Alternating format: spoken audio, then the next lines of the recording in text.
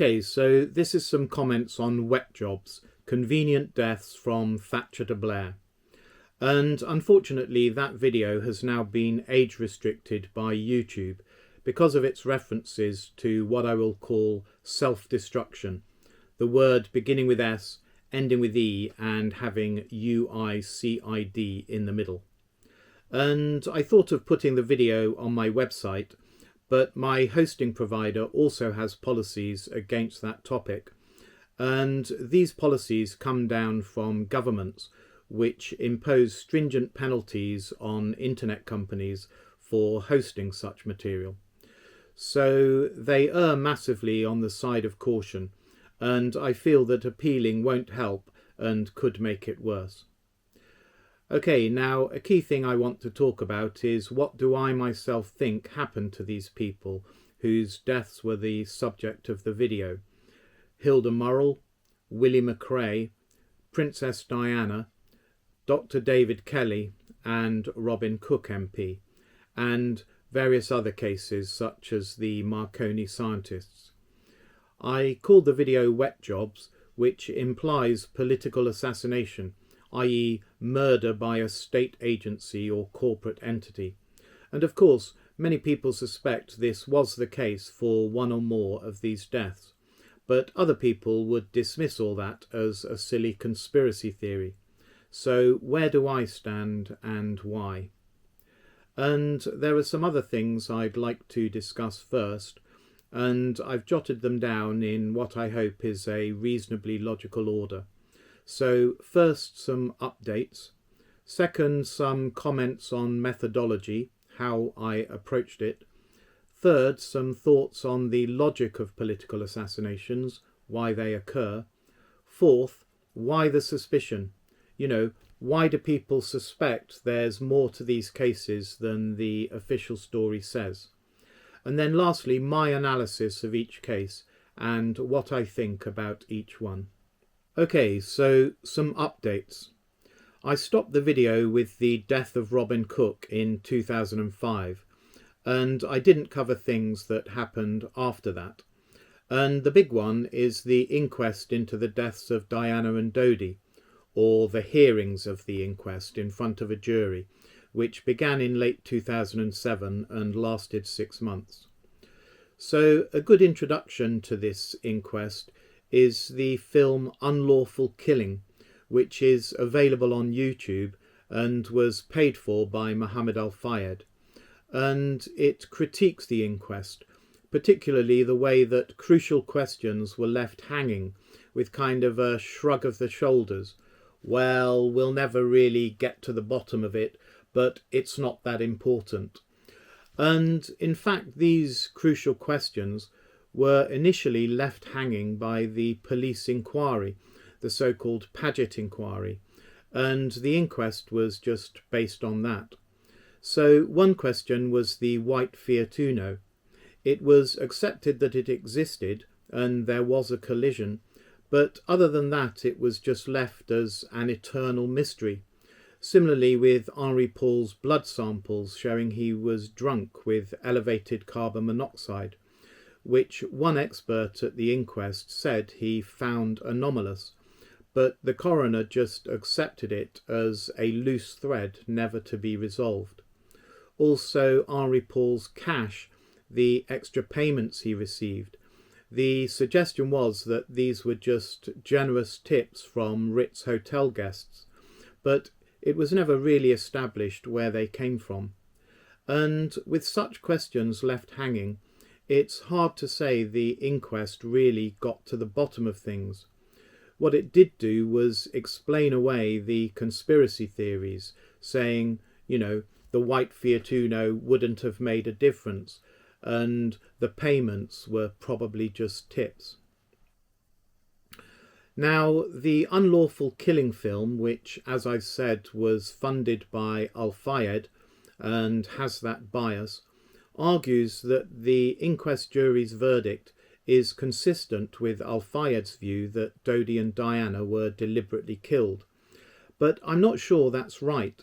So, to take the film's point of view first, it points out the verdict was unlawful killing, which sounds like murder. And then the jury found that the cause was the behaviour not only of the driver Henri Paul, but also of the following vehicles. And the film says, whilst the mainstream media immediately reported this as the paparazzi, that's not what the jury said. They said following vehicles, which leaves open the possibility that these were motorbikes, Fiat Unos, and perhaps other vehicles involved in a state-sponsored killing. And the film says that with this verdict, unlawful killing by following vehicles, the jury came as close as they could to supporting the view it was an assassination, given the options available to them. You see, the coroner gave the jury 5 verdicts to choose from, but before that he told them they were not allowed to say it was unlawful killing by the Duke of Edinburgh or anyone else in a staged accident. And he said that that was because the law says a coroner should not allow a jury to come up with a verdict for which there is no evidence. And since, in his view, there was no credible evidence of a staged accident that had come up during the inquest, he was obliged to take that option off the table. And instead, the 5 options he gave them were 1. Unlawful killing caused by the driver, 2. Unlawful killing caused by the following vehicles, 3. Unlawful killing caused by the driver and the following vehicles, 4. An accident, 5. An open verdict, meaning we don't know. And the problem is then that the term following vehicles came from the coroner, not from the jury. Now, it's perfectly possible that the inquest was a put-up job and the authorities introduced the generic term following vehicles to make people assume it was the paparazzi without actually saying something they knew to be false. I can certainly go along with that. But what's really important is what the jury were thinking of when they chose that verdict. And the coroner made it clear that following vehicles meant the paparazzi when he described that verdict option. He said, quote, "Turning to gross negligence on the part of the following vehicles, essentially the argument is that the paparazzi were racing the Mercedes in such a manner as to create the risk of a fatal crash." And he kept mentioning the paparazzi in describing the issues to do with the following vehicles. So I don't think there's much question that the jurors would have understood this verdict option as referring to the paparazzi, or would have at least known that that was how it would be interpreted. And although the coroner took off the table the option of unlawful killing by a staged accident, he did tell the jury that they could still consider the possibility, and if they thought it might have been a staged accident, they could return an open verdict. So I think if the jury wanted to send the message that they didn't buy the explanations in terms of Henri Paul's drink driving and or the paparazzi chasing the car, then they would have gone for open verdict, at least if they knew what they were doing. Open verdict would have been their most powerful option for supporting the conspiracy theory. It would have said, we're not convinced by all this evidence trying to pin the blame on Paul and the paparazzi. It would have said, we still think there's something fishy going on. From the perspective of the authorities, the jury's actual verdict was ideal as it closed everything down. It was Paul and the paparazzi that did it. There's your answer. An open verdict would have been a nightmare, allowing people to say that the case wasn't settled, that it could have been an assassination, and the authorities need to keep on investigating. So yeah, I don't think the inquest verdict really supports Al-Fayed at all. It pretty much played into the hands of the authorities who wanted to draw a line under the affair. But what is perhaps significant is that the jury's verdict wasn't unanimous. Only 9 out of 11 jurors supported the verdict of unlawful killing by the driver and following vehicles. We don't know what the other 2 thought or why, but it seems they weren't convinced of the responsibility of Paul and the paparazzi. And 2 out of 11 is 18% of the vote. It's quite a big element of doubt. So there have to be reservations about the jury's conclusions. And while I said the jury verdict helped the authorities draw a line under the affair, maybe not completely.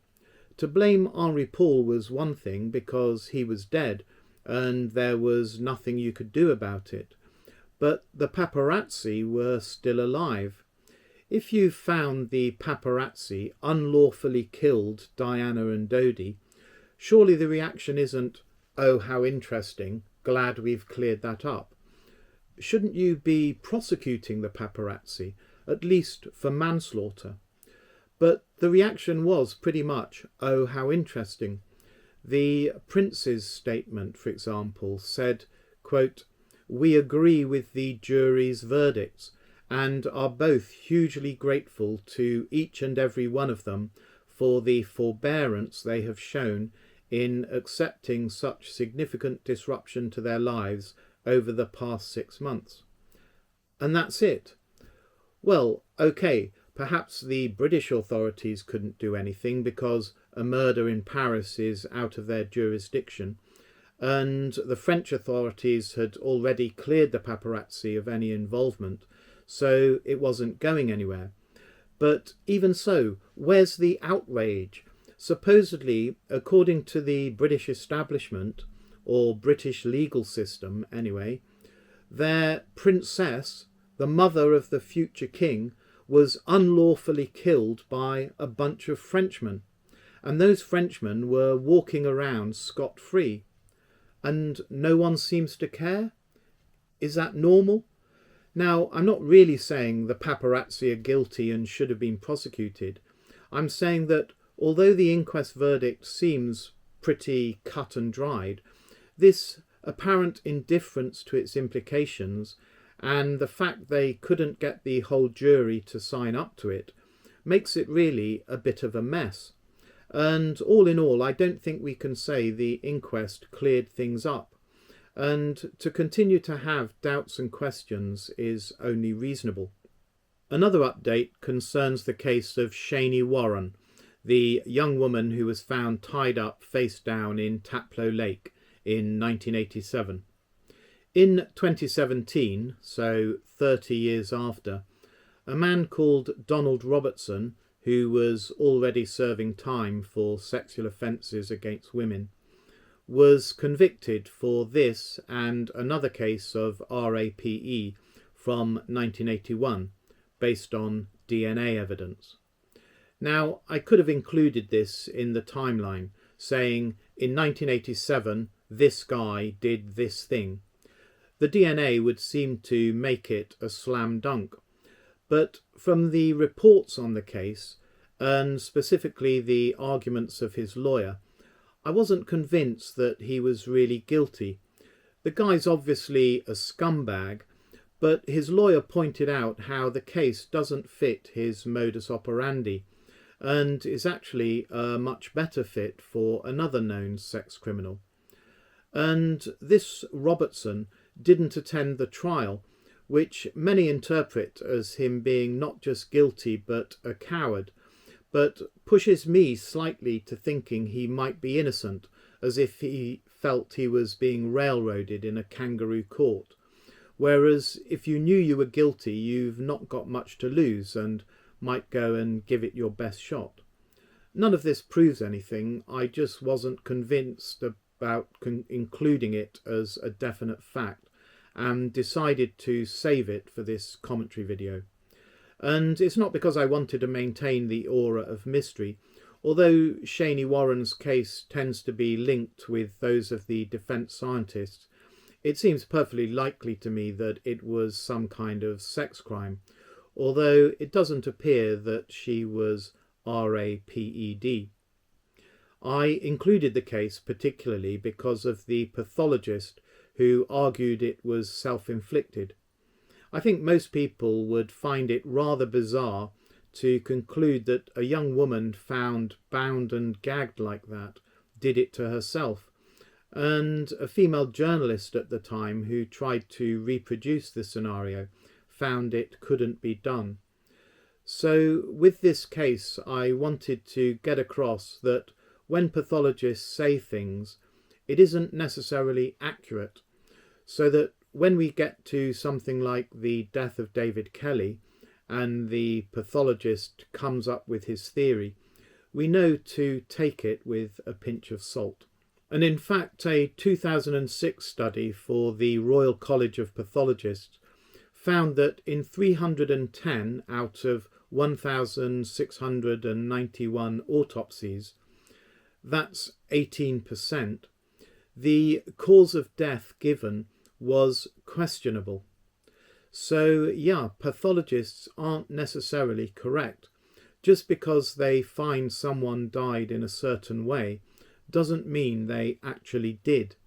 And noting that Shaney Warren was in fact murdered despite what the original pathologist said would have helped reinforce that. But like I say, I wasn't 100% comfortable with it. Another update concerns Willie McRae.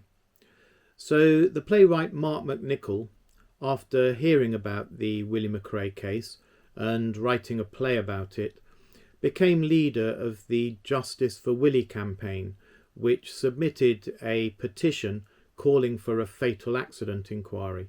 That was in 2015, and it was ignored.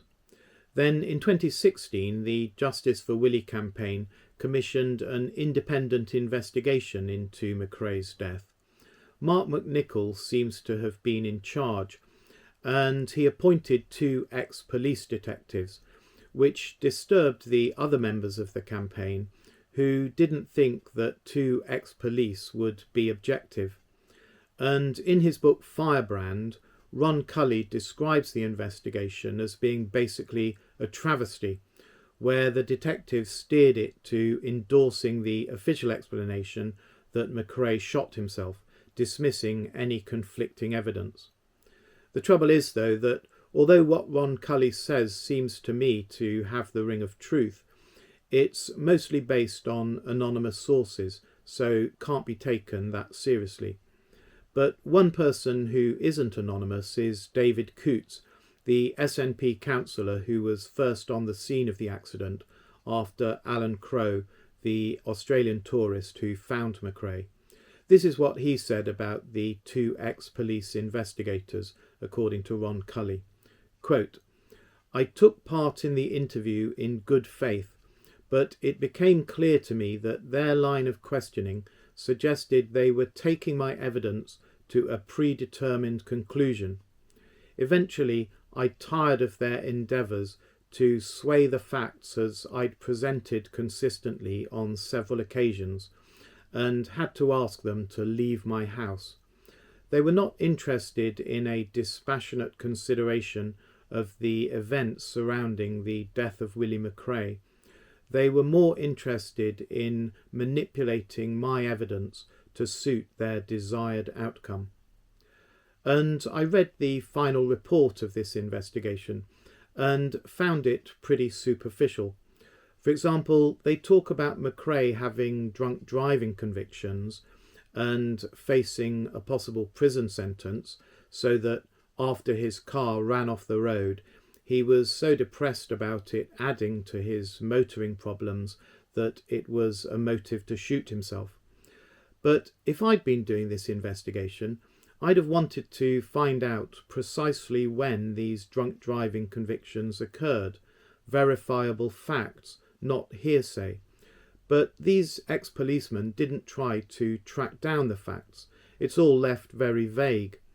So anyway, there was an independent investigation, and it came to the conclusion that the official story is correct, but it doesn't seem to be very satisfactory.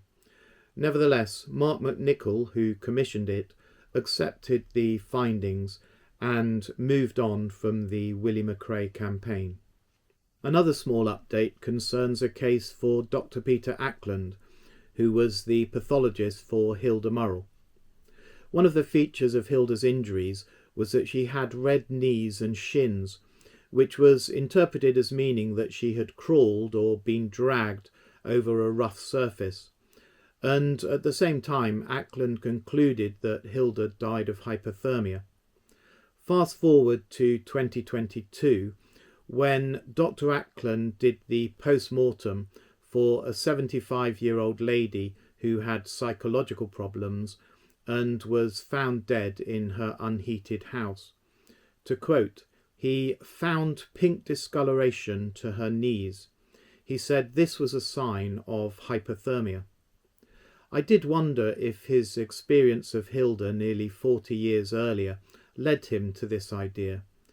It's surprising to find Ackland still practicing, because from 2008 there are reports of him being criticised and suspended for incompetence and failing to overturn the rulings against him.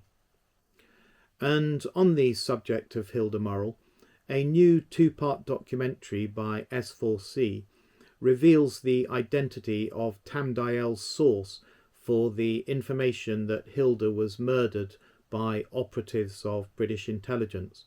It was a man called Nicholas Elliott, who was a former MI6 officer who became an advisor on security matters to Mrs. Thatcher.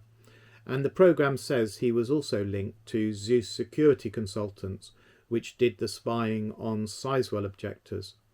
So it seems he would have been involved with the issues of concern to Mrs. Thatcher at that time, both opposition to her Sizewell plans and Falklands-related leaks, and would have known about people spying on Hilda and something going wrong that ended with her being killed. And one of the journalists on the programme says it suggests Mrs. Thatcher herself would have known, given his closeness to her. Okay, so moving on, some comments on methodology, what I was trying to achieve. Well, most conspiracy theorising tends to start with the shocking event, like Hilda's disappearance or the crash in the Alma Tunnel, and then work backwards and forwards from there, exploring all the anomalies. But I adopted the approach of strict chronology, telling the story from its beginnings, so that by the time we got to the crucial event, we would have a full understanding of the context that brought the person to that point, and all the issues going on that kind of converged on the event, so that we could see how these deaths, even if they weren't actually assassinations, were definitely convenient, removing people who were becoming a bit of a problem. So I didn't want to seem as though I was trying to persuade you that there was something suspicious. I just wanted to lay out the facts so you could judge for yourselves. Of course, there is the question of which facts I selected and which I left out, which could steer to one conclusion or another. But I tried to be honest and give everything relevant, whether it pointed towards assassination or away from it. For example, in the case of Diana, I quoted the article in the New York Times by A.N. Wilson in November 1995, where he said that, quote, "If she continues to rock the boat, the establishment will simply get rid of her, as they got rid of Edward and Mrs. Simpson." So typical books about Diana's death leave out the last part of the sentence, quoting A.N. Wilson as saying just, "the establishment will simply get rid of her," which sounds very sinister, as getting rid of someone can definitely mean bumping them off. But the last part of the sentence shows A.N. Wilson didn't really mean they would murder her, as getting rid of Edward and Mrs. Simpson just meant removing them from the throne and sending them into exile. Not so sinister. But that said, A.N. Wilson may have deliberately added the reference to Edward and Mrs. Simpson to soften his claim, not wanting to go so far as to suggest the establishment would actually kill Diana, even though, perhaps, that's what he secretly thought. Anyway, leaving off the end of the sentence to create a more sinister implication is deceptive, and I didn't want to do that.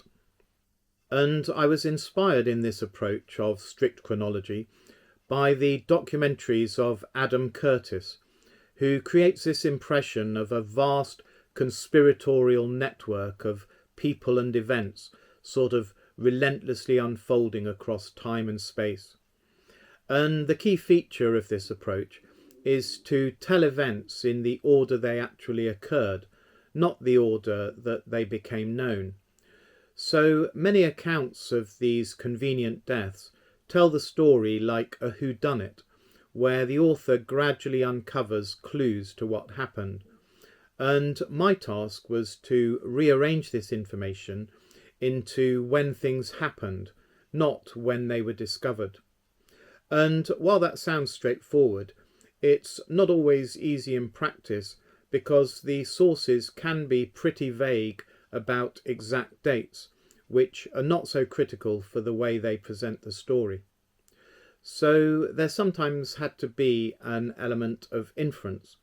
For example, when the journalist Judith Cook started writing a book about Hilda, she started getting nasty phone calls saying things like, "The moral woman didn't listen to the phone calls either, and look what happened to her." And her post would arrive opened, as happened to other people involved with the case. And from this we can deduce that Hilda had received nasty phone calls and her post was also tampered with, which ties up with the fact that some of her friends found her frightened, and she made a few remarks implying she was worried that people were out to get her. But it's apparent that Hilda kept a lot of this to herself, so we can guess it had been going on for some time, and so date these things back, say, to at least 6 months before her death, and that's when they go in the timeline. You see, in the discipline of history, there are two basic approaches: narrative, which is the chronological approach, describing what happened when, such as the evolution of the Tudor dynasty, and thematic history, investigating particular topics, like the characteristics of early modern English monarchy. And thematic history is seen as more sophisticated, more analytical compared to narrative history, which is seen as just telling stories about the past, suitable for school children, but not university professors. But there is an argument that narrative history is actually more insightful at the end of the day, because people have formative influences that shape their future behaviour, and events have ramifications that echo through time. And whatever happened, whatever people were doing at a particular moment, depended on everything that led up to it, not on abstract themes that only become obvious with hindsight and depend on things that happened later. And I subscribe to that argument and think that narrative history is the clearest way for us to understand events. If we want to assess whether the accident in the Alma Tunnel might have been staged, we need to know what was riding on it, what people thought and felt at that time. And this comes out better by telling the story than by reconstructing things piecemeal in a thematic way. So in this sense, Wet Jobs was a bit of an experiment, and you can judge whether or not it succeeds. And I should confess that I did occasionally bend the rules of the strict chronological approach, most notably in the case of Dr. Ackland, where I mentioned how he was suspended over alleged incompetence, even though that came much later, after the 2005 end date of the video. But this helped get across the point that pathologists are far from infallible, and it was just too relevant for me to leave it out. Because, you know, the mainstream attitude tends to be that the pathologist is a man of science who only spits facts, whereas these retired doctors and what have you, who express doubts about the cause of death, are woolly-minded conspiracy theorists who weren't there and don't know what they are talking about. Well, not so. Pathologists can get it wrong. And ironically, one of the pathologists mentioned in the video, Dr. Bernard Knight, was brought in by Robert Greene to critique Dr. Ackland's investigation. But Knight's own autopsy of Vimal Dajabai, the Marconi scientist found dead under Clifton Suspension Bridge, was itself questioned by some when he attributed a needle-sized puncture wound in Dajabai's buttock, suggesting, you know, that he might have been drugged before being thrown off the bridge, to a sliver of bone that flaked off in the fall. Is the bone sliver explanation credible? To the layman, maybe, maybe not. So just because Bernard Knight is the pathologist doesn't mean we shouldn't have our own suspicions, especially bearing in mind the other oddities about the case. Not just that it didn't make sense why Dajabai would kill himself like that, but also that it occurred as part of a spate of similarly odd deaths. But anyway, getting back to the point, yes, I did bend the rules by mentioning Dr. Ackland's later problems, and in one or two other cases. And then there were things which I left out that added to the impression of a conspiracy, but I didn't feel were credible enough. For example, in Robert Greene's account of his aunt's murder, a thorn in their side, certain crucial information is overheard from anonymous people talking in pubs. I don't want to say I didn't believe it, but it didn't seem to fit in a factual timeline, particularly because the information, which could blow the case wide open, was never followed up. Okay, that's enough on my approach. Next, some principles of political assassination. I'm going to suggest 4. They apply to more than just political assassination, perhaps, but they are certainly relevant to this topic. So the first is that you kill people not for what they have done, but for what they might do. So if someone has caused you harm, there's not much point in killing them because the damage has already been done. Okay, you might like to get your revenge, and sometimes people do kill for that reason, but it won't actually make your situation better and could definitely make it worse. Killing people is difficult and risky. It's something the police take pretty seriously, so it's difficult to get away with, and you're probably going to stand out as an obvious culprit insofar as it's out in the open that this person has harmed you. So yeah, killing people for things they've already done isn't generally worth it. But if somebody is planning to harm you, or capable of harming you, if they have dirt on you, say, that could ruin your reputation or otherwise cause you massive problems, then killing could well seem worth it.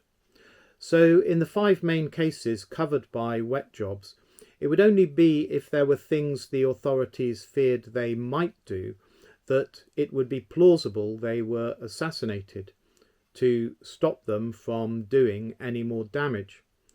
So let's go through them. Hilda. Well, she felt she was causing trouble for the authorities. You know, she said as much. But she wasn't stopping. She wasn't heeding the warnings, the threatening phone calls, and was really just getting into gear.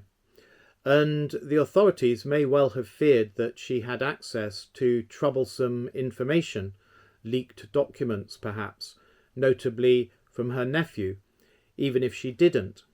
And I should emphasise that I'm not saying her nephew had leaked anything to her or anyone else. I fully believe him that he hadn't, and I believe it's a burden to him that suspicion, even though incorrect, may have put his aunt in danger.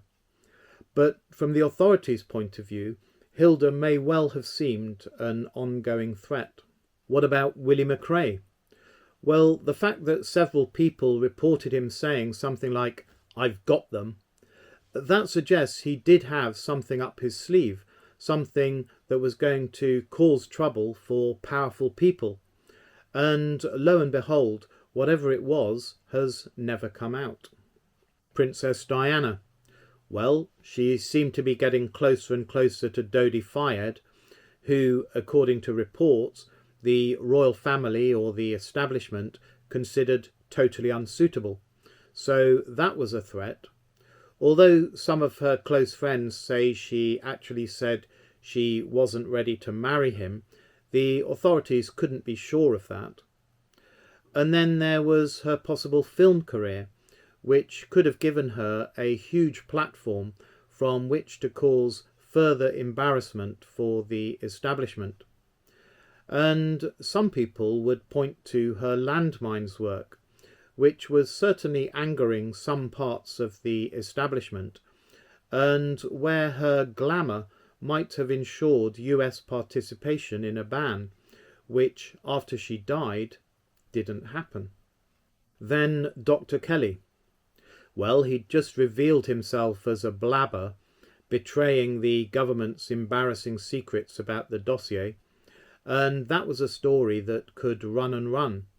With Kelly around, portrayed as an honest scientist, mild-mannered, fundamentally decent, a man of conscience, he could have been a weapon with which to bash the US and UK policies on Iraq, and really their whole foreign policy, especially because he had now been exposed and humiliated, so he had little to lose. And he knew a lot about the weapons inspection programs of the 1990s, which some would say were fundamentally corrupt, infested with Western intelligence, and used as instruments of Western policy. Okay, most of this came out anyway, but if David Kelly had started appearing on talk shows and writing guest articles or what have you, it could have made things a lot more awkward, not so much because of the information he imparted, but because of the credibility that he would exude. And although Kelly had been reminded he shouldn't talk to journalists without permission, he still seemed to be talking to Nick Rufford of the Times and Judith Miller of the New York Times. So to the authorities it may have looked like he was still a loose cannon. So yes, there were reasons to be afraid of what Kelly might do or give away. And lastly, Robin Cook. Well, in the months before he died, he was increasingly outspoken in articles in The Guardian, and he was criticising George Bush. And he had been Foreign Secretary at the time of Diana's death, and during the war in Bosnia, and in the early stages of the run-up to the Second Gulf War. So he may well have known other darker secrets, and the authorities may have started to wonder what he would give away next. He was a potential troublemaker. The subtitle of John Kampfner's biography of Robin Cook refers to him as Tony Blair's most awkward minister. So yeah, with all of these people, it wasn't just what they had done, but what they might do that would have worried the authorities.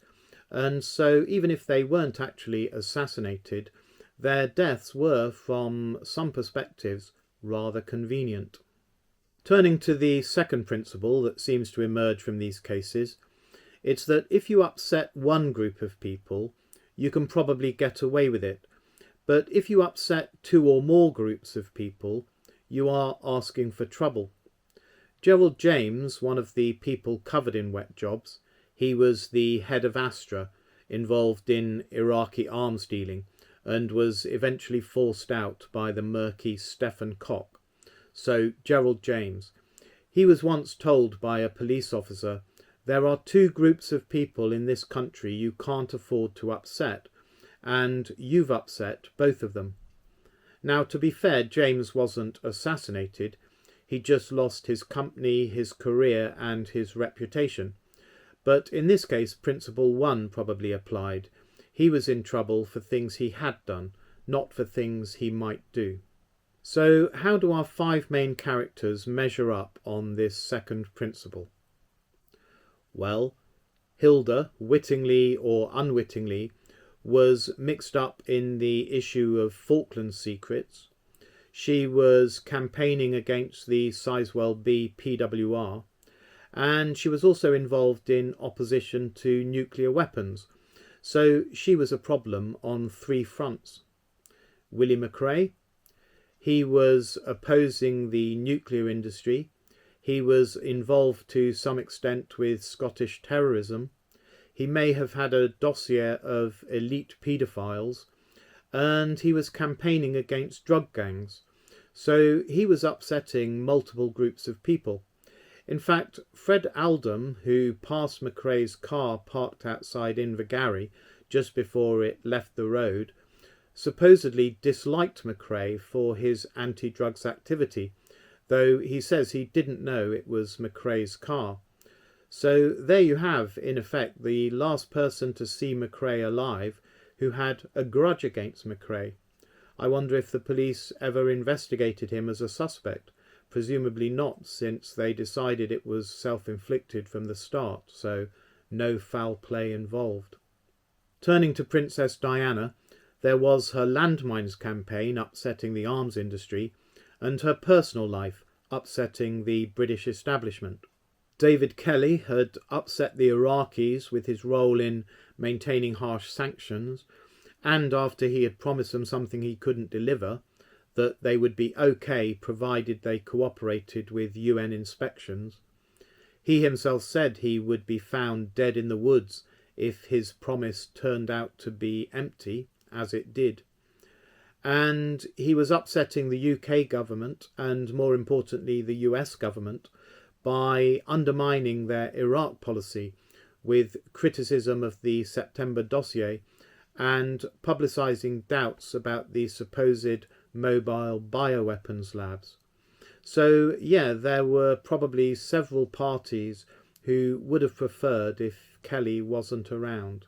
And lastly, Robin Cook was again upsetting the US and UK governments, and also probably the Israeli government, which he had criticised over settlements when he was Foreign Secretary, and afterwards compared the harsh treatment of Iraq over defying UN resolutions with the lenient treatment of Israel for the same thing.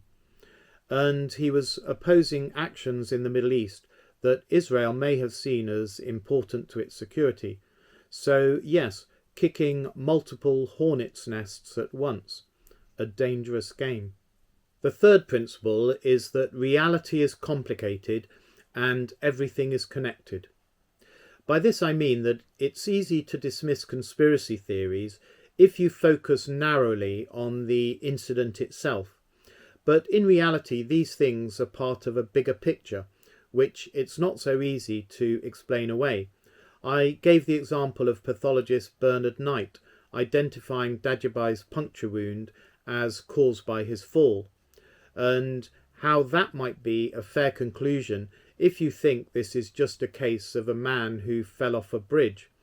But when you think about how this is part of a whole chain of issues, from how he came to be there via other Marconi deaths to the secrets of EW, electronic warfare, proven vital in the Falklands, and also the secrets of bioweapons programs aimed at finding ways of killing that look natural, then the oddities multiply many times over and suggest there could be things going on that are beyond the obvious. If we acknowledge that reality is complex and interconnected, we won't jump to conclusions and should recognize that the things immediately in front of us are affected by other unseen things, which are in turn dependent on other things. You have to see the whole context. If you come into a room and see a man toss a coin and it comes up heads, you won't think anything of it. But if you've been in the room for a while and seen the man toss 9 heads in a row, and this is the 10th, then you might suspect that something is up and there's something going on with the coin. Another example is Princess Diana's accident. People like to say the driver was drunk, case closed. Well, yes, the driver was drunk, but also the driver deftly tied his shoelaces, and the driver had an unexplained sum of money in his pocket, and the driver had elevated carbon monoxide levels, and the driver was going in the wrong direction for where he was supposed to be heading, and so on. In mathematics, there is something called Bayesian statistics, which is about not just the probability of an event, but the probability of an event given that other events have occurred. And it's something that people often find it difficult to get their head around and don't have much intuition for. So if you come across an accident where a random car hit a pillar and the autopsy says the driver was drunk, then yeah, it's probably a simple drunk driving accident. But if you come across an accident where a car hit a pillar and the autopsy says the driver was drunk, but the passenger of the car happened to be the most famous woman in the world, who was antagonizing the international arms industry and British establishment, and who had received warnings that she would be dealt with via a car accident, and where the car had recently had its electronics replaced and also had a problem with the brake warning light, and witnesses said they saw a flash and heard the engine racing, and there had been a collision with a white Fiat Uno that fled the scene, then the probability that you should accept it at face value as a simple drunk driving accident decreases dramatically. Put it another way, if you ask what's the chance that someone will win the lottery in tonight's draw, then it's pretty high. Someone somewhere, don't care who, is likely to have a winning ticket. But if you ask what's the chance that the Princess of Wales or any particular person will win the lottery, then it's very low, 1 in a million or whatever. So while people do die in car accidents, if you ask what's the likelihood that the Princess of Wales, who is upsetting a bunch of people, should conveniently end up dead in a car accident by random chance, then it's very low. It could happen, but it's unlikely. A big stroke of luck for those who would prefer it if she wasn't around. And given that the simple drunk driving explanation is possible but unlikely, then you can't so easily dismiss other things that are also possible but unlikely, such as that it was caused deliberately. And I have to give credit to the Diana inquest and the Paget inquiry of Lord Stevens, that they did devote time to what people might have considered unlikely claims, discussing the possible role of the Duke of Edinburgh, for example. Now, some people might say it's simulated devoting time to those things, but the end result was always a foregone conclusion, which I won't dispute, but it was a step above a straightforward debunking. Anyway, enough on that subject. And now the fourth principle, which is that lies are confusing, but the truth always makes sense. So when you investigate these conspiracies, these mysterious or convenient deaths, things often don't add up. For example, David Kelly is supposed to have died by cutting his wrist, but people don't normally cut their wrist in that way. And The paramedics found there wasn't the quantity of blood they would expect for such a manner of death, but the pathologist said it was there but had soaked into the earth. Similarly, the searchers who discovered Dr. Kelly found his body in a different position from what the paramedics found, yet the policeman who guarded the body between the searchers and the paramedics denied moving the body. So it's confusing. We don't know what exactly to believe. And this confusion is a strong indicator that we haven't got the full picture, the truth. If we did have the full picture, everything would fit together in a logical way, like a jigsaw puzzle. So yes, the anomalies and question marks and gaps in all these cases are a red flag that we're not being told the truth, the whole truth, and nothing but the truth. Now, that's not necessarily because someone is deliberately lying. It might just be that it's difficult to establish the facts when some of those involved are dead. But it could be that someone is lying. Okay, so those are my thoughts on the logic of political assassination. And now I'd like to give some general thoughts on why we might find these deaths suspicious before giving my detailed thoughts on each case. Okay, so I sometimes listen to true crime channels on YouTube, and I've noticed a couple of things. First, the police really don't like murder, and they tend to go to great lengths to get to the bottom of things, picking up minute clues, DNA, fingerprints. They're very suspicious people, and they don't take people at their word. They test alibis. They're thorough. When cases go cold, they reopen them at intervals, asking if there's anything they missed, if new technology can help. Well, this is not always the case. Police don't always behave properly. Let's say it's the gold standard and things can certainly fall short. In wet jobs, I noted Metropolitan Police corruption and the abuses of the West Midlands Serious Crime Squad. But even so, when it comes to unexplained deaths, serious investigations seem to be the usual thing. And in true crime stories, I'm often impressed by the meticulousness and thoroughness of the police. And the second thing about true crime is that it's almost always the motive that gives killers away. Some people commit what on the face of it would seem to be the perfect crime, setting up an alibi, wearing gloves, avoiding the CCTV, making it look like an accident or self-inflicted. But the police only have to talk to a few witnesses and they quickly home in on the person who gets the life insurance payout, or the jealous ex-boyfriend, or the husband with a mistress he wants to marry, someone who benefits from the death, in other words. And after that, it's only a matter of joining the dots, checking their movements, looking for some small detail that gives the game away. And there's always something like an unexplained purchase or a little lie from where the thread unravels.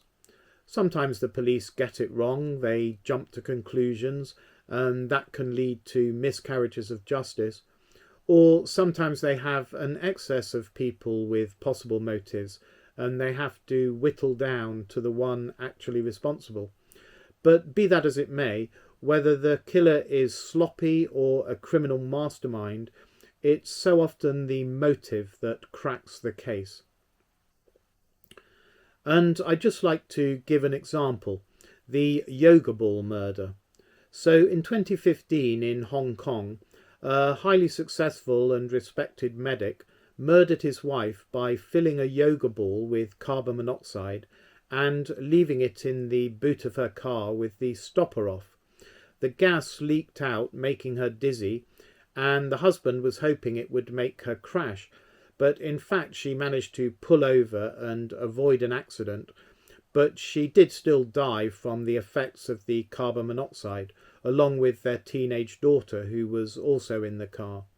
So at first the police were mystified, and they had the car manufacturer check it over in minute detail to find out how the carbon monoxide might have been leaking into the car from the exhaust or something, but nothing was found.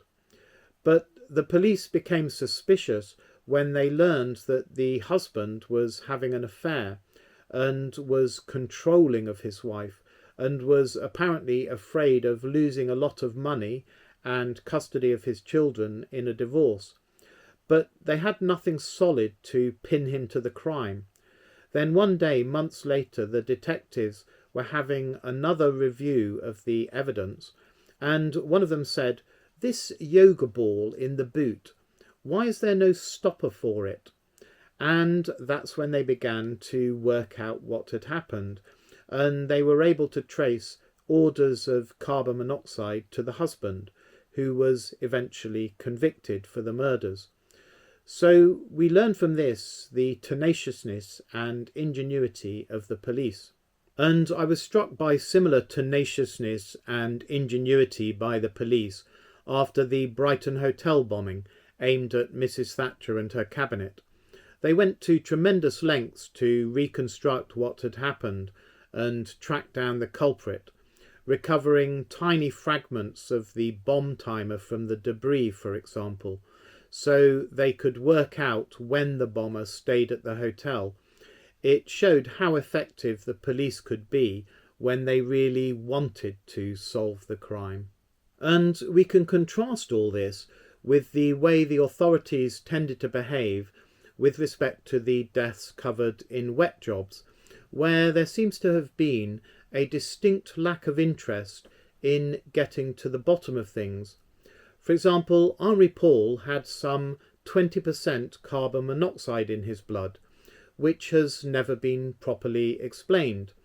And at the inquest it was discussed, but left hanging, with the attitude, well, it's a puzzle, but, we'll never really know what caused it.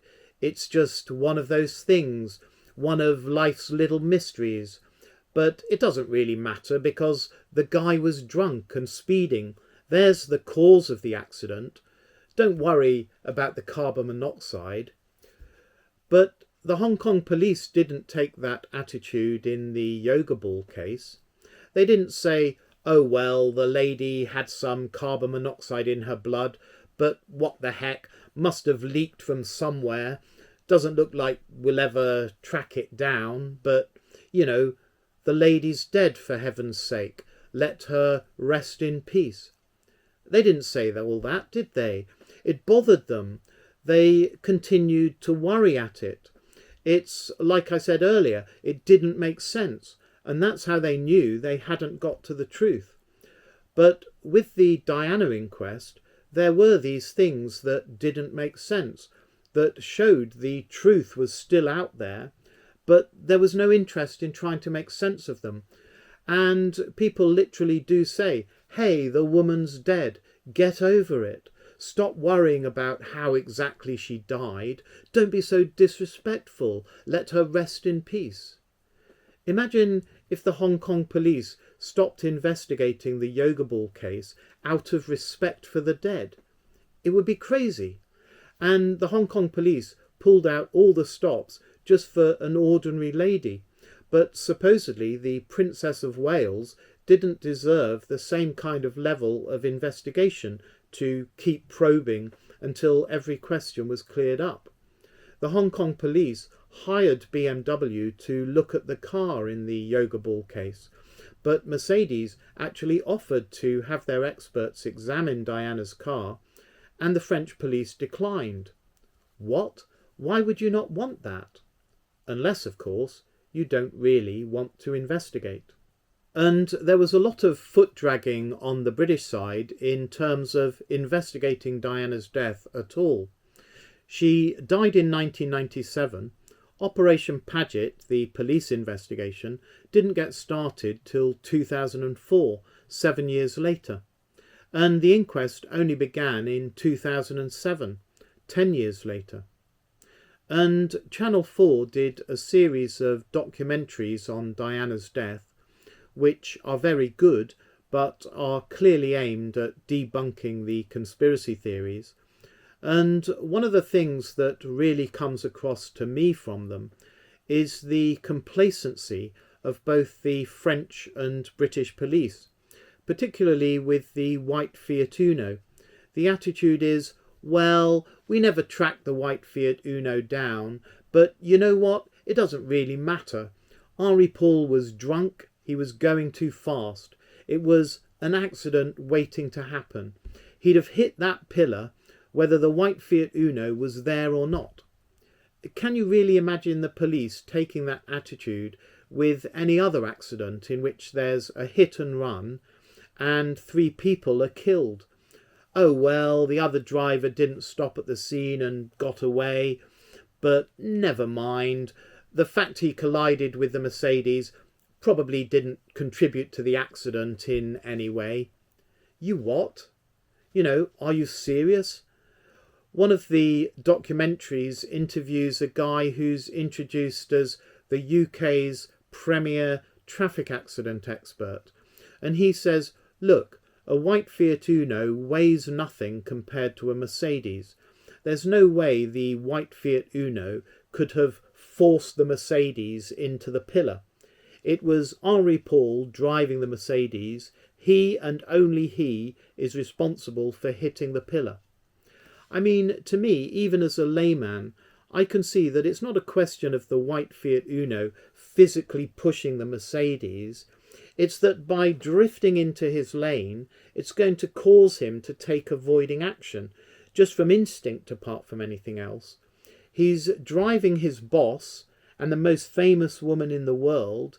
He's not going to keep going straight on and just smash the other car out of the way. But trying to take avoiding action in the confined space could cause him to lose control, especially if there are other distractions, such as a blinding flash of light. As I say, even a layman can see it's about avoiding action, not being physically pushed. But supposedly this doesn't occur to the UK's foremost traffic investigator. Either he should get another job, or this is one accident where he doesn't really want to know what happened. Another example of what I consider complacency was when the Operation Paget police went to interview the then Prince Charles about Diana's claims that he, her husband, was planning a car accident for her. In the Channel 4 film, a Detective Chief Superintendent, one of Lord Stevens's team, says, "Oh, Prince Charles was such a nice man. He made sure to make me feel included. And as for Diana's claims, he said he had no idea where these came from." And it seems the police just left it at that. I mean, it's absurd. Can you imagine some other woman being killed in the exact same way that she had told her lawyer her husband was planning for her, and the police just taking the husband's word for it when he says, "I've no idea what she was talking about," implying, the woman was just nuts. What can I say? I'm as mystified as you are. And the police just going away saying, seems legit, very nice chap, dunno what all the fuss is about. It's crazy. And on this subject of Diana's claims about a planned accident, don't you think it would be important to get to the bottom of where her information came from? Shouldn't the police have tried to find out who told her this and then interview that person? Because they obviously might have important clues as to what happened and who was responsible. But it's another area where they seem to have had a stunning lack of curiosity. My own guess is that the information actually came from Diana's clairvoyant, rather than from MI6 or a mole in Charles's household or something like that. It seems like the sort of thing a clairvoyant might come up with, as there's a number of claims, some wide of the mark, such as that the Queen would soon abdicate. So it's sort of part clairvoyance, part educated guesswork, part general craziness. And if I'm right about that, which, is just my guess, but if I'm right that it was just from the clairvoyant, it means that these claims aren't actually significant. They're not based on genuine inside knowledge. But that's just my guess and could be wrong. But my point is, where's the police on all this? Yes, they did interview Charles about it, but they were quickly fobbed off. And yet this seems like something they should have been all over.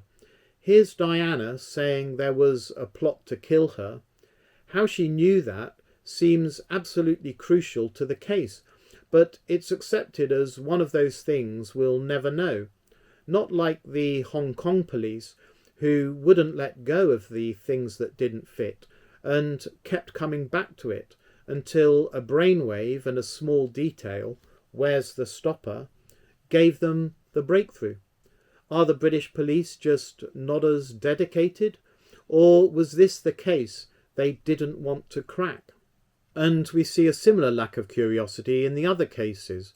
The numerous deaths of defence scientists were raised in Parliament, but it never led anywhere. In a US documentary about the situation, the MP Doug Hoyle said, "Wouldn't any country be concerned and want to investigate the mysterious loss of so many people vital to its defence capability?" He would seem to have a point, but the complete lack of response suggests the government didn't care for some reason.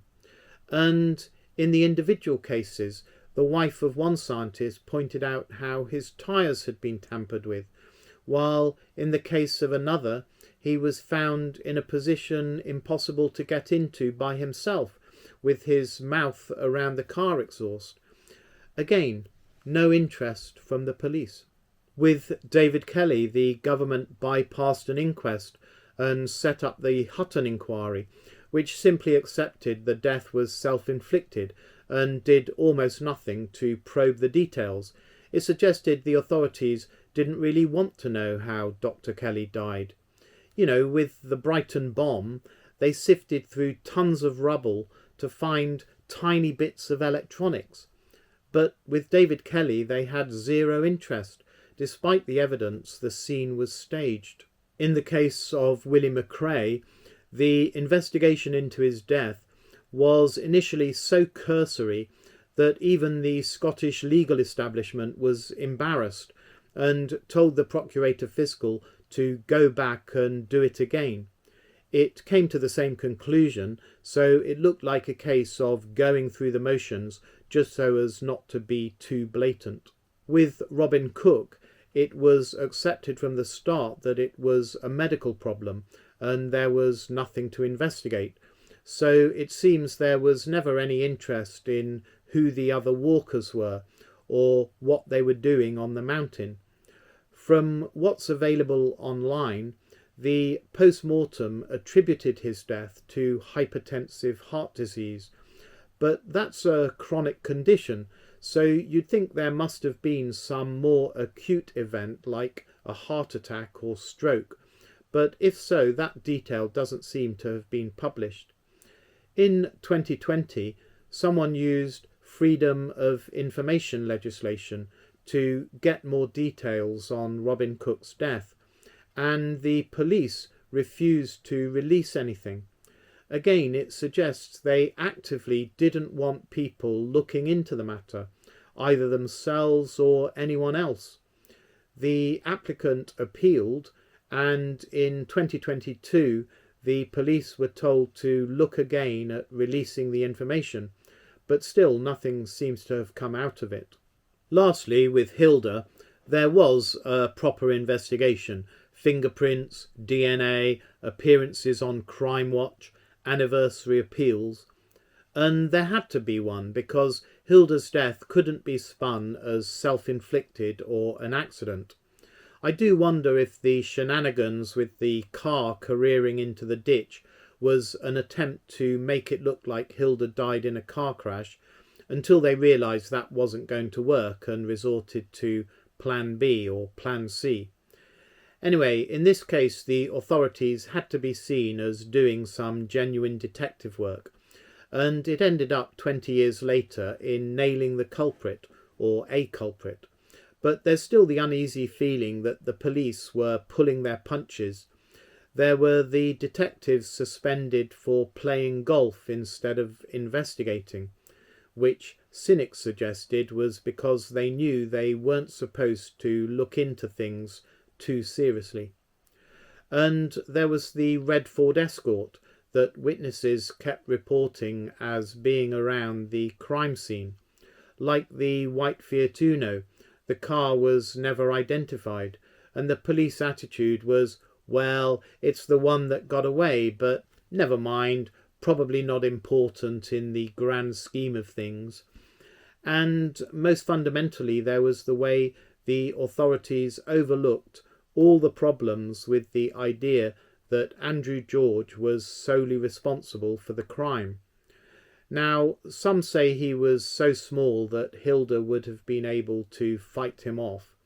I don't buy that because, as we know, 14-year-old boys can thrash the women's national soccer team, who are in their physical prime, so a 16-year-old male, even if short, can surely overpower a 78-year-old woman. But getting her in the car and across the waterlogged field is another matter. People comment on how heavy a dead body is, so if Hilda was unconscious, it would have been very difficult, and if she was struggling, it would have been even harder. And then there's the whole question of whether he could actually drive, which seems incredibly unlikely.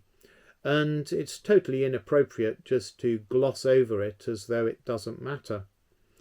And there's also the sheer complexity of Hilda's abduction, putting her in the car with her floppy hat on, transporting her across Shrewsbury and into Moat Copse, and leaving behind that trail of random items, some unrelated to the crime, like the rain hat and the kitchen knife, which he would have had to take along with him for no obvious reason, just to drop in the field, while also trying to keep control of Hilda. It beggars belief to think of a delinquent like Andrew George going in for this elaborate charade to dump Hilda miles away and still alive. What's the point? It doesn't help conceal the crime and actually exposes him to risk of discovery. It doesn't stop her talking because someone might have found her. If he was going to kill her, why wouldn't he just kill her in the house, then run away? I suppose if you tried hard, you might be able to persuade yourself that George was just behaving irrationally because he's not very bright and somehow got lucky. But if you want to argue that George was the sole culprit, there's other things you have to explain away too, like the unknown DNA under Hilda's fingernails, the red Ford Escort, and the man in the grey suit running back to Shrewsbury. And the point is not whether this points to a conspiracy or what have you, but just the strange indifference of the authorities to these weird anomalies, which were not resolved either in the police investigation or the court case. So I've said that true crime stories teach us, one, it's the motive that always gives the game away, and two, that for your average murder, the authorities can be incredibly diligent in solving the crime. And in these wet jobs cases, we find, one, that it's people in high places who have a motive for getting rid of the victim, and two, their law enforcement minions show an unusual lack of interest in getting to the truth. And it's this that makes us suspicious that people in high places ordered the death while their minions cover it up. Now, I said I'd give my thoughts on the individual cases, but before I do so, I'll mention some common features that struck me while I was working on this. I don't know what these things mean, if anything, but I throw them out there. So one thing is the prevalence of cars. Hilda was abducted in her car. Willie McRae was in his car. Diana was in a car accident. and many of the defence scientists either crashed their cars or died of carbon monoxide poisoning. True, neither Kelly's nor Cook's death had anything to do with cars, and since cars are part of modern life, it could be just normal that they are involved. But maybe state assassins find cars offer great possibilities for getting rid of people. Carbon monoxide seems to come up pretty often, and that makes you wonder if these were state-sponsored assassinations, whether they have some technique that uses carbon monoxide to incapacitate or kill the person, or somehow to cover up the way they were killed. Another common feature of the first three cases, Hilda, Willie McRae, Diana, is that the victims didn't die outright. You might think that if these were state-sponsored assassinations, then they would have made sure the person was dead, so they couldn't recover and perhaps reveal embarrassing information. But Hilda was supposedly alive for some hours, or even the best part of a day, before succumbing to hypothermia. McRae was alive when found and only had his life support machine switched off that night. Diana died in the ambulance, not in the car. So that's a bit strange for assassinations and might point towards more conventional explanations. Another common theme in these cases is how the family often accepts the official explanation. With Hilda Murrell, that's not the case. Her nephew felt there was something fishy from the start and has got a book and website keeping the case alive. But Willie McRae's brother believed his death was self-inflicted. In Diana's case, you wouldn't expect the royal family to doubt the official explanation, since they're the ones implicated in the conspiracy theories. But Diana's own family and her sons seem to accept there was no foul play. David Kelly's family don't doubt he killed himself. And Robin Cook's widow, Gaynor, who was actually there, as well as his other family, have never publicly expressed any suspicions. It seems strange that the nearest and dearest are okay with the official story, and it's strangers in books and online who keep digging for the truth and trying to get justice as they see it. We can speculate about reasons. Maybe the families have been paid off, or maybe they felt their own lives are in danger, or maybe they have been told something disturbing about their relative they don't want to come out, or maybe they are glad to see the back of a relative who was causing them embarrassment. But anyway, I note it as a fact. And one last general point. Would state agencies actually do such things? Well, we outsiders can't really know. Craig Murray, the former ambassador, points out that the intelligence agencies employ 50,000 people, and he says, what do you think they do all day? Well, they obviously do a lot, keeping us safe, defeating plots, many of which we may never hear about. And they do that by spying extensively on us to catch the villains in our midst. But just because they are active doesn't mean they go around killing people. Nevertheless, I did include the example of the Rainbow Warrior, which was sunk by French secret agents, and President Mitterrand said the French government does not do such things. Until it came out, he had personally ordered it. So we shouldn't accept the assurances that the British security services don't do such things. Apart from anything else, the law allows them to commit crimes overseas if authorised by the Foreign Secretary. And the dirty work may be done not by actual civil servants, but by some of the murky characters they employ on a contract basis. And I also included the Mossad attack on a Hamas leader, spraying fentanyl in his ear that was supposed to lead to an untraceable death, and the Project Coast work on techniques of killing people that look natural, just to show that governments really do contemplate and engage in such activities. And technologies of killing people in ways that look natural do exist. In the 1970s, the US Church Committee investigating the CIA showed a heart attack gun. And we might expect such methods have only got more sophisticated. So I don't think it's beyond the bounds of possibility at all that the state occasionally has people killed. It's something we should consider. If you think about Mrs. Thatcher ordering the sinking of the Belgrano, or Tony Blair launching the Iraq War on the basis of claims that most of us knew at the time were pure hype, just from the way they were worded, long on scariness, short on tangible facts and evidence. So they're perfectly ready to give orders that result in death and to deceive the public.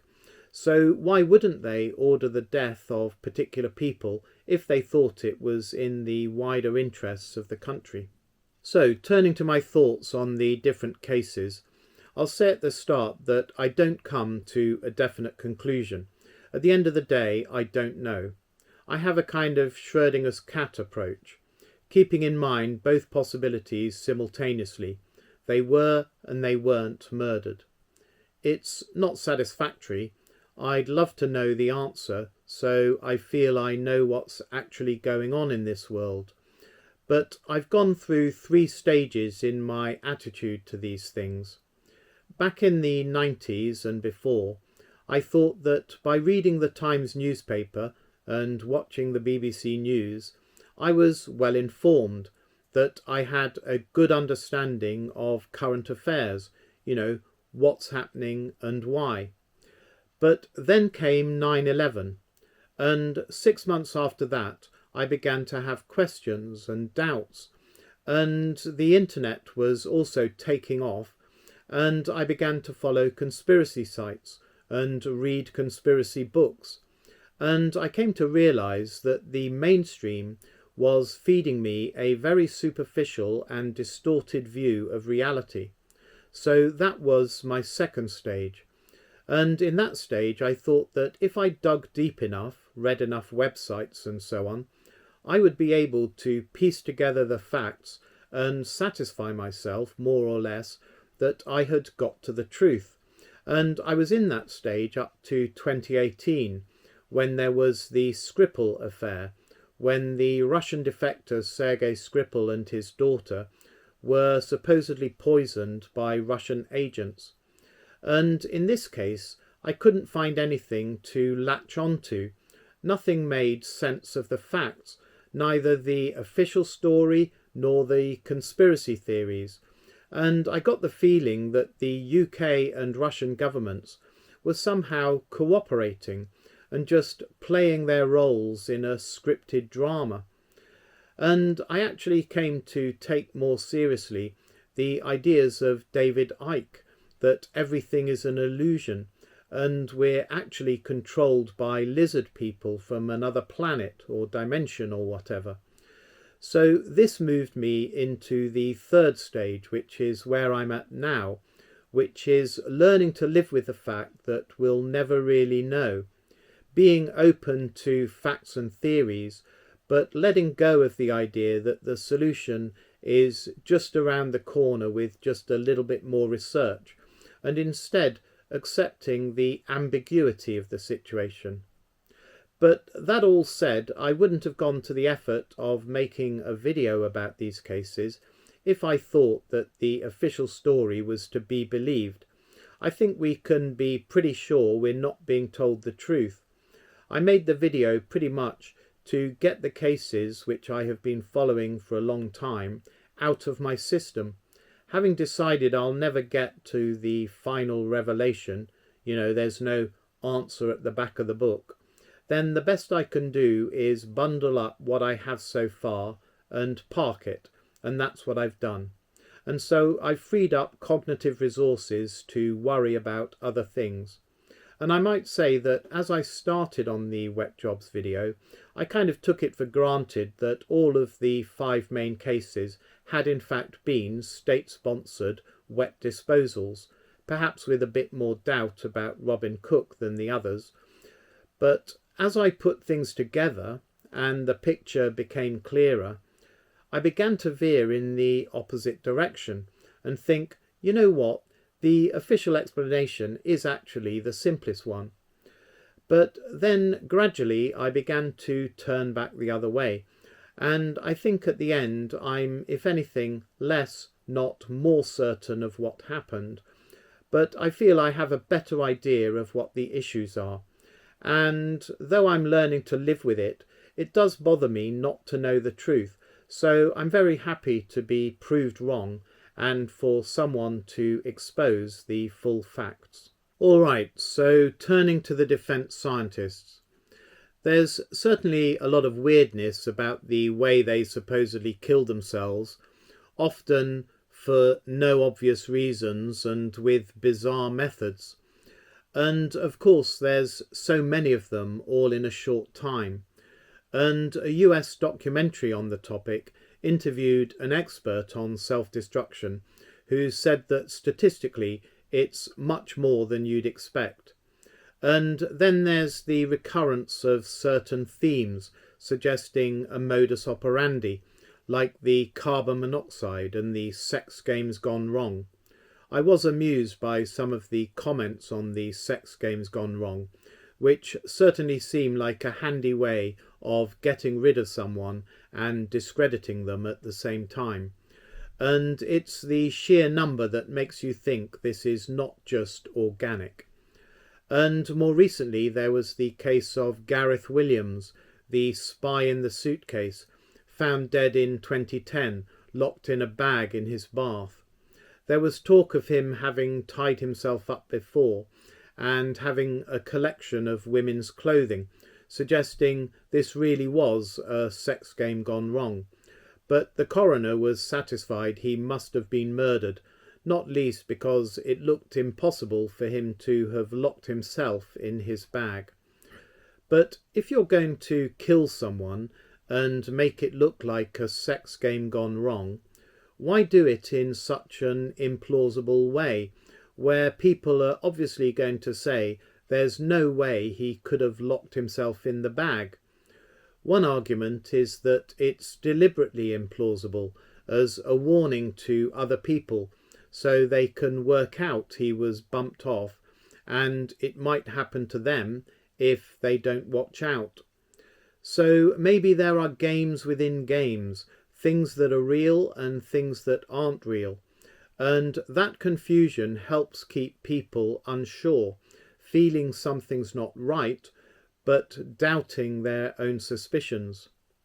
Then there was the case of Robert Schwartz, one of the microbiologists who was killed in a spate of deaths of scientists associated with the Howard Hughes Medical Institute, so it looked very conspiratorial. But then his daughter and her friends were convicted of murdering him, and it seems to have been a routine family murder. So defence scientists do die in bizarre ways. And one last thing on this topic, I was struck by the way the defence scientists generally seemed quite low level.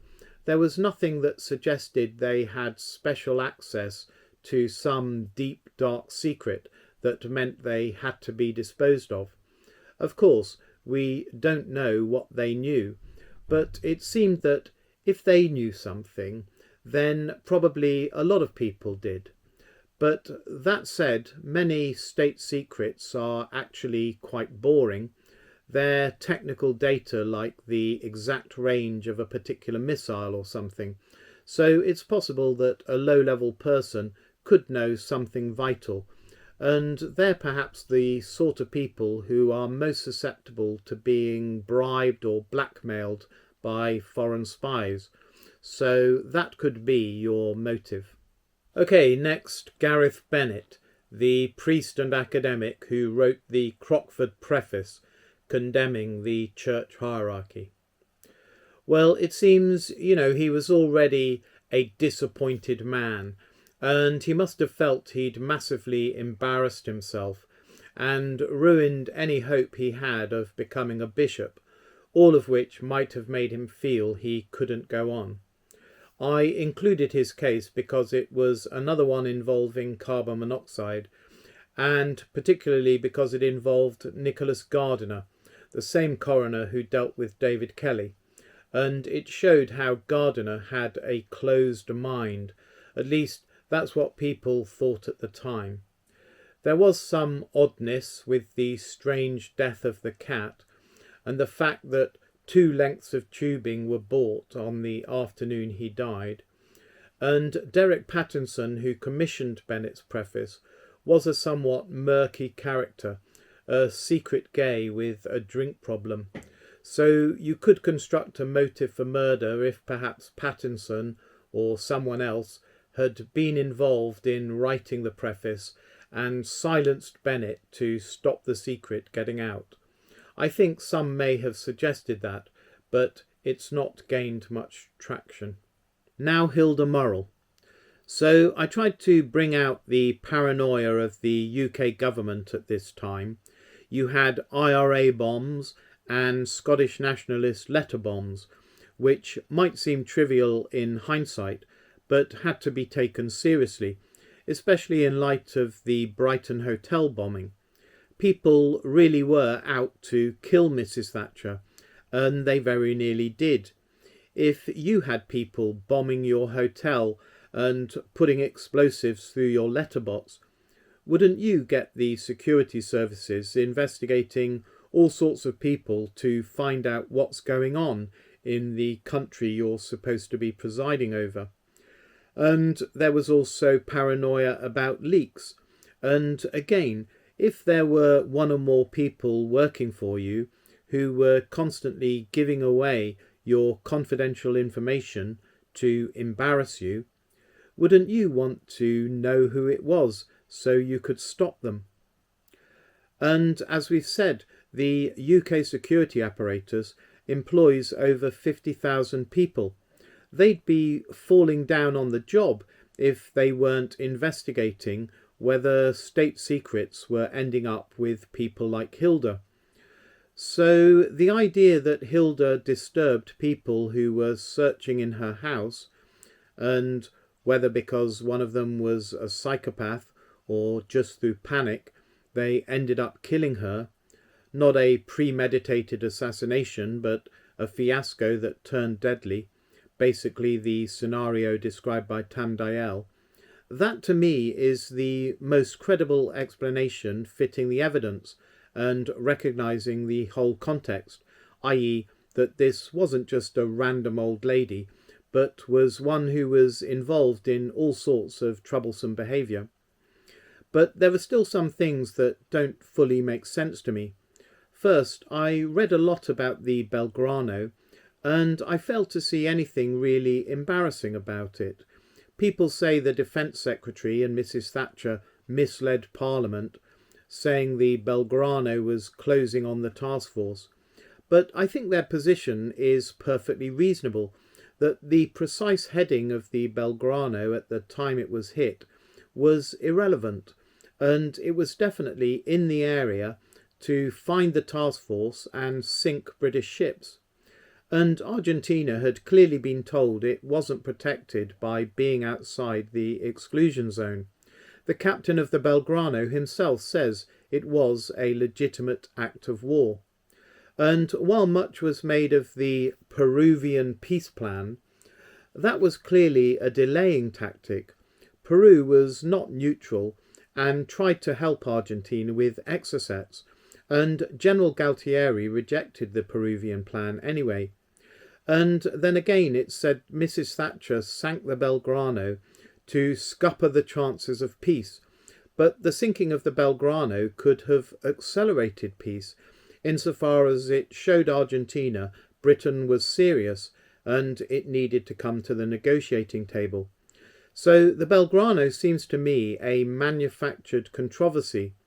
There could be other things the government wanted covered up, like the nukes being in the South Atlantic, but those had already been mentioned in Parliament.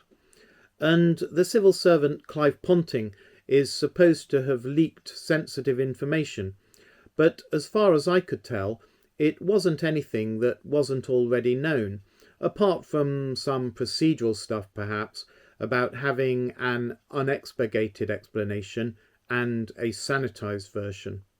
So I can only conclude regarding the Falklands, either the idea of dark secrets has been overhyped, or there are things that still haven't come out. Another possibility why Hilda was seen as such a threat, if she was, is to do not with the Falklands but with the Sizewell B project. So if there was a plan to sell plutonium to Israel, either directly or via the US, Hilda's meddling may have been upsetting a foreign power. There is a suspicion that the muscular electricians flown into RAF Shawbury around the time Hilda went missing were Israeli secret agents, but precisely what it was feared Hilda might know is difficult to identify. But set against this is the fact that Hilda believed she did have something dangerous, insofar as she tried to leave it with her friend. Now, another thing that doesn't quite make sense for me is the idea that this was just a raid on behalf of the security services that went wrong when Hilda came home, because she seems to have been tortured with wet bedsheets and with a knife. This wasn't just a case of a bungled operation where there was a struggle, someone punched Hilda too hard, and then they went into damage control mode saying we need to get rid of her so she doesn't blab. Did they always mean to torture her? Or was this just opportunistic torturing? And was there specific information they were trying to get from her? Or was it just sadism? And then they didn't just think, oh my God, we've been rumbled, we'd better kill her. They seem to have held Hilda captive somewhere for a day or two before dumping her body. And they didn't kill Hilda anyway. They left her to die. Well, if the pathologist can be believed, which would seem to defeat the object. If you are eliminating someone to stop them talking, you'd have thought you would need to make sure they are really dead. And then, did they deliberately crash the car, or was it accidental, as suggested by the evidence that someone tried to get the car moving again? And why have the man in the grey suit run back to Shrewsbury? Was that to promote the burglary gone wrong scenario? So there are these puzzling layers of complexity, which could perhaps be interpreted as the people involved scrambling to cover their tracks as they worked out what to do, perhaps holding her somewhere while waiting for higher-ups to make the decision. Perhaps her clothes had to be replaced because of the possibility there was evidence on them. And they may have played out various scenarios: burglary gone wrong, Hilda crashed her car, a sex crime, improvising and changing their mind, so you got a mixture of them all. And then there's Andrew George. The idea that he alone did all this just isn't believable, and yet he was there because his fingerprints and DNA were there, and he doesn't deny it. But what puzzles me is, given that he was there, why doesn't he spill the beans? Why doesn't he say exactly what happened? If there were other people who abducted and murdered Hilda, why doesn't he identify them? I can only suppose that he was only 16, he's not very bright, and it was a long time ago when he was arrested, so it may have been all rather hazy, more like a bad dream than a clear memory. But even so, he changed his story in court and tried to blame his brother, coming across like a guilty person hunting around for something that people might believe, when, if he was only peripherally involved in the crime, it would have seemed better for him to tell the truth, at least as best he could. But although in private conversations he's supposed to have spoken of other people being present, he doesn't seem to have given an explicit on-the-record account like that, which kind of points away from the scenario of a team of agents being present. We still entertain that scenario because of all the other weirdness, but Andrew George's testimony, or lack of, doesn't really make it more convincing. And what was he doing there anyway? If a team was in the house, then it looks like it must have been a coincidence that he and his brother just happened to try their luck at exactly that time, though possibly one of the agents saw them going by and encouraged them in. But why would they do that? Here they are in the middle of a complex top-secret operation on behalf of the state. Why would they invite two teenage burglars into the middle of it as potential witnesses and to get in the way? Perhaps to frame them for the crime, but was that an opportunistic decision or actually planned? And if the idea was to frame them, why didn't they actually set them up at the time, have the police arrest and charge them and put them quickly behind bars? While DNA wasn't available then, they could have used fingerprints and fibres and blood types to convict them. But instead, the authorities let the case remain open for nearly 20 years, fueling the conspiracy theories.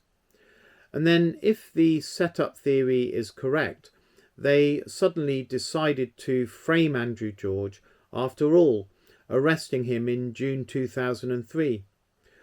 Why then? It's been suggested because suitable DNA techniques only became available then, but as I've said, there were other forensic techniques they could have used long ago. It's also been suggested that conspiracy theories arising from the Kelly case made them want to put the Murrell case to bed, to stop people comparing the two. But they arrested George over a month before Kelly died, and 3 weeks before Kelly wrote to his boss about meeting Andrew Gilligan, which was what kicked off the chain of events leading to his downfall. So there doesn't seem to be any link between Kelly's case and George's arrest, unless Kelly's death had been planned from before he apparently came into the frame. The Occam's razor kind of explanation for Andrew George being arrested when he was is that the police weren't part of some cover-up or frame-up and just did their job, getting their man when they were finally able to track him down.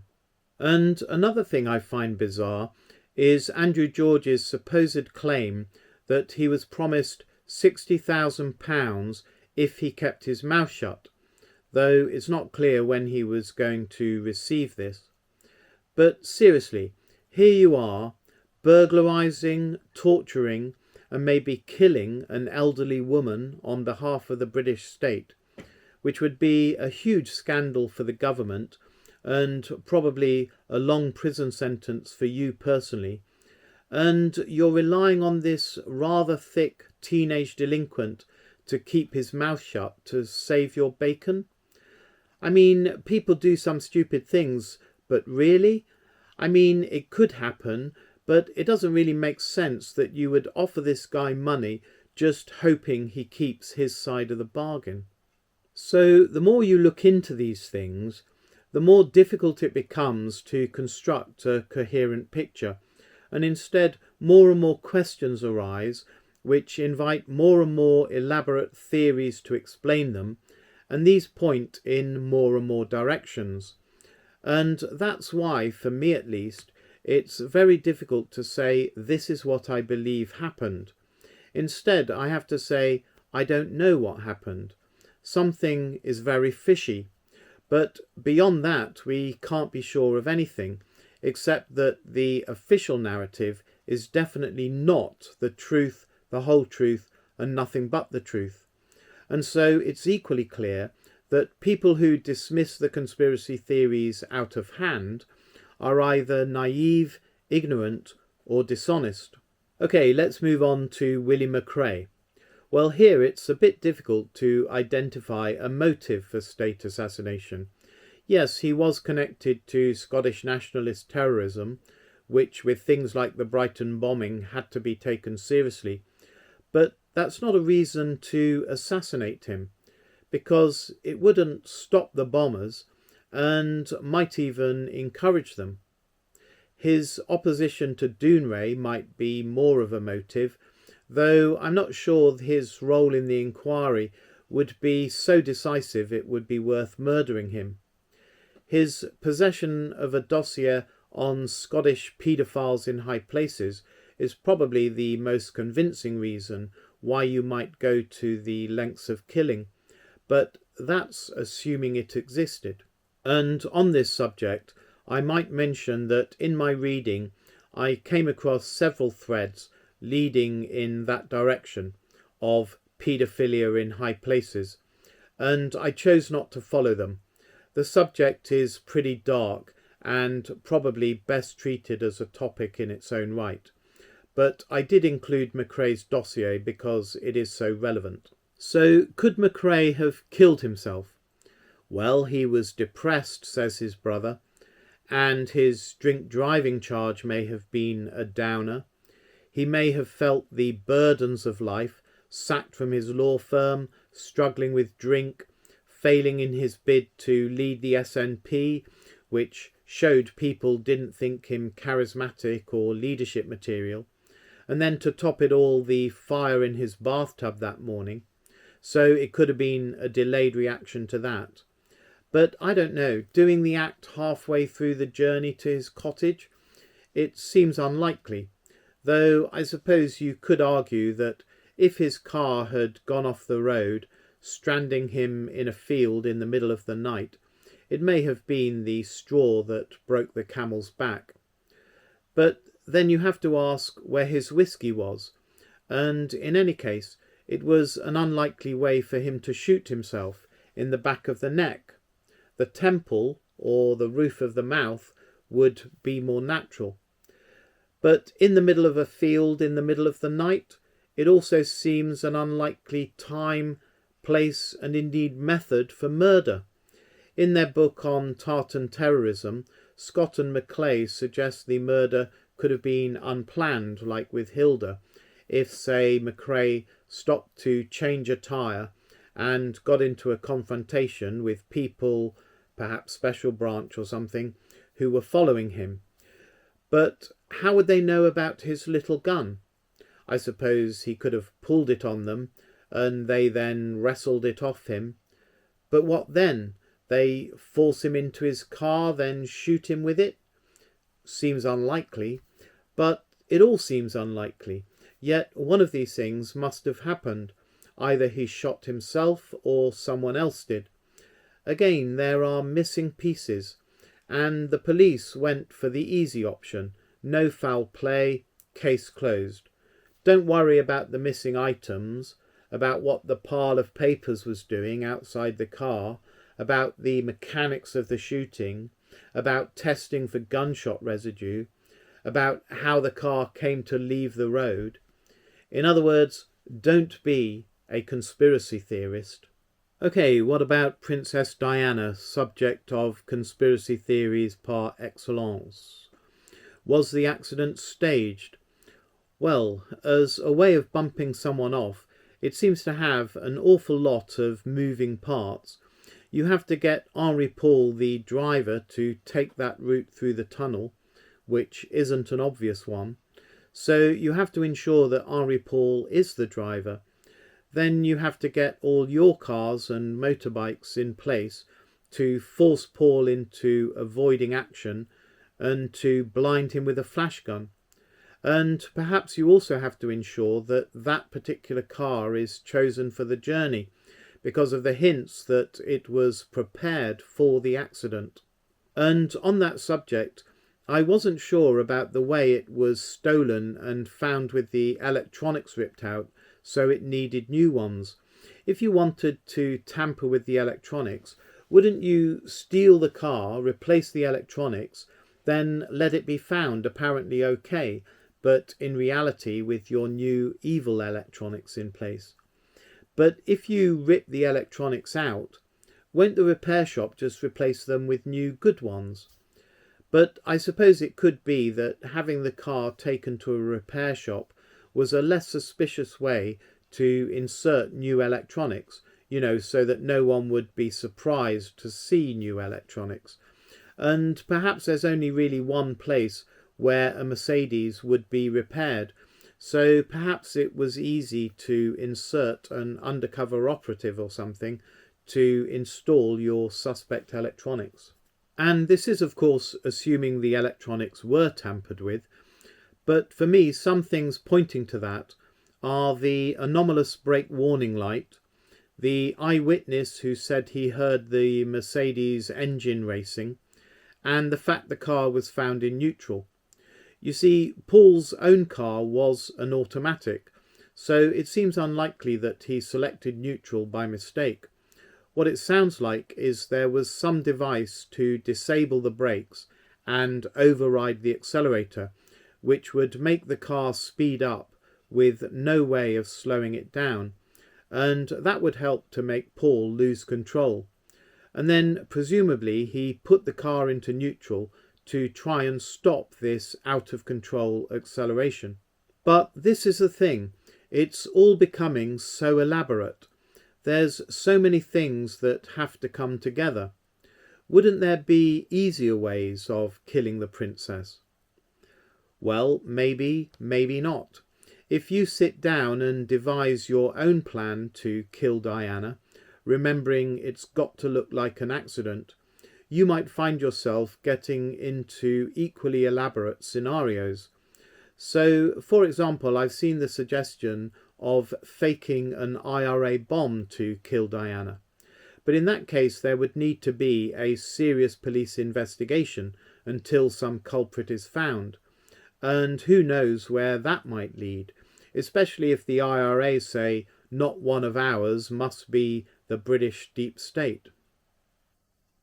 Perhaps another approach would be a sniper and a Lee Harvey Oswald scenario, a patsy, perhaps a landmines company executive or something, who would then be swiftly killed off in a police shootout while resisting arrest or what have you.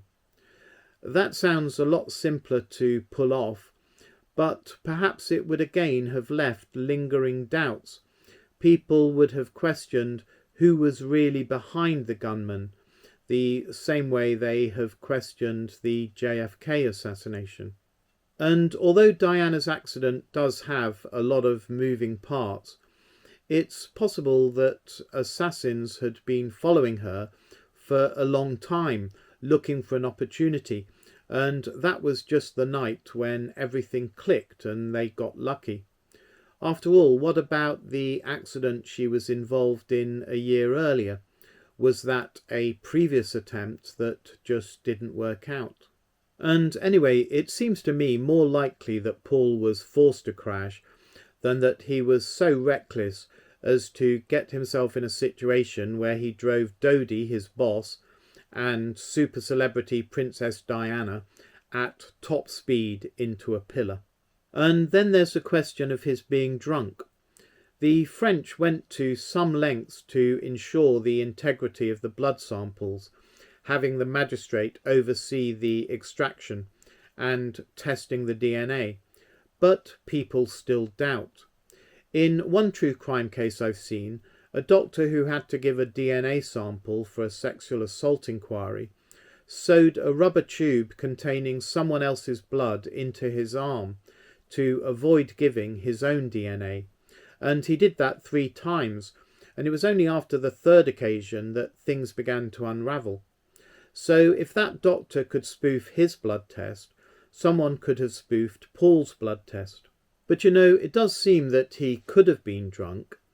He had had not 1 but 2 shots of Pernod in the hotel bar, and if the hotel manager is to be believed, he was seen in outside bars earlier in the evening, and people reported he was acting tipsy. But to be said against that is the way he tied his shoelaces on CCTV, showing perfect balancing and coordination. So it's another case where you go round in circles and have a Schrodinger's cat situation. On the one hand, you have powerful forensic and eyewitness testimony, plus bar receipts, and on the other you have the evidence of your own eyes. It's hard to reject either, though they lead to opposite conclusions. Then there is the issue of Paul's carbon monoxide level, which was between 12 to 20%, the level at which it causes dizziness, above the 10% for a very heavy smoker, but short of the 50% that knocks you out and the 60% that kills you. And this seems to rule out the idea that his blood was switched with that of a person who had died by carbon monoxide poisoning. There wasn't enough for that. But on the other hand, there was too much carbon monoxide to explain away as just being caused by Paul smoking some cigarettes. It's a bit too high for that. So another Schrodinger's cat. It's hard to know what to believe. And at the British inquest, an expert said he couldn't come up with a logical explanation for the carbon monoxide. So again, left as one of those eternal mysteries, which, according to the authorities, aren't really important. Don't be a conspiracy theorist. But it makes me wonder whether there was something in the car emitting carbon monoxide, like in the yoga ball murder, this being another part of the plan to make sure Paul would crash. But this would have to be targeted at the driver, since he was the only one with elevated levels. I don't know if that's possible. Of course, the French authorities didn't want Mercedes to inspect the car, so these possibilities of tampering were never checked by an outside party. And then there is the fact Diana's condition after the crash was eminently survivable, and she only died because it took so long to extract her and get her to hospital. We're told that this is the normal French practice. Supposedly their ambulances are practically mobile operating theatres and always go at a snail's pace. I haven't seen any testing of this claim, though. Operation Paget didn't attempt any statistical investigation of how normal or anomalous Diana's treatment was by French standards. And a lot of people are suspicious of the behaviour of the ambulance, how it took so long to get to hospital. But if we suppose this was part of the plot, then we also have to suppose that British agents had infiltrated the Paris ambulance service.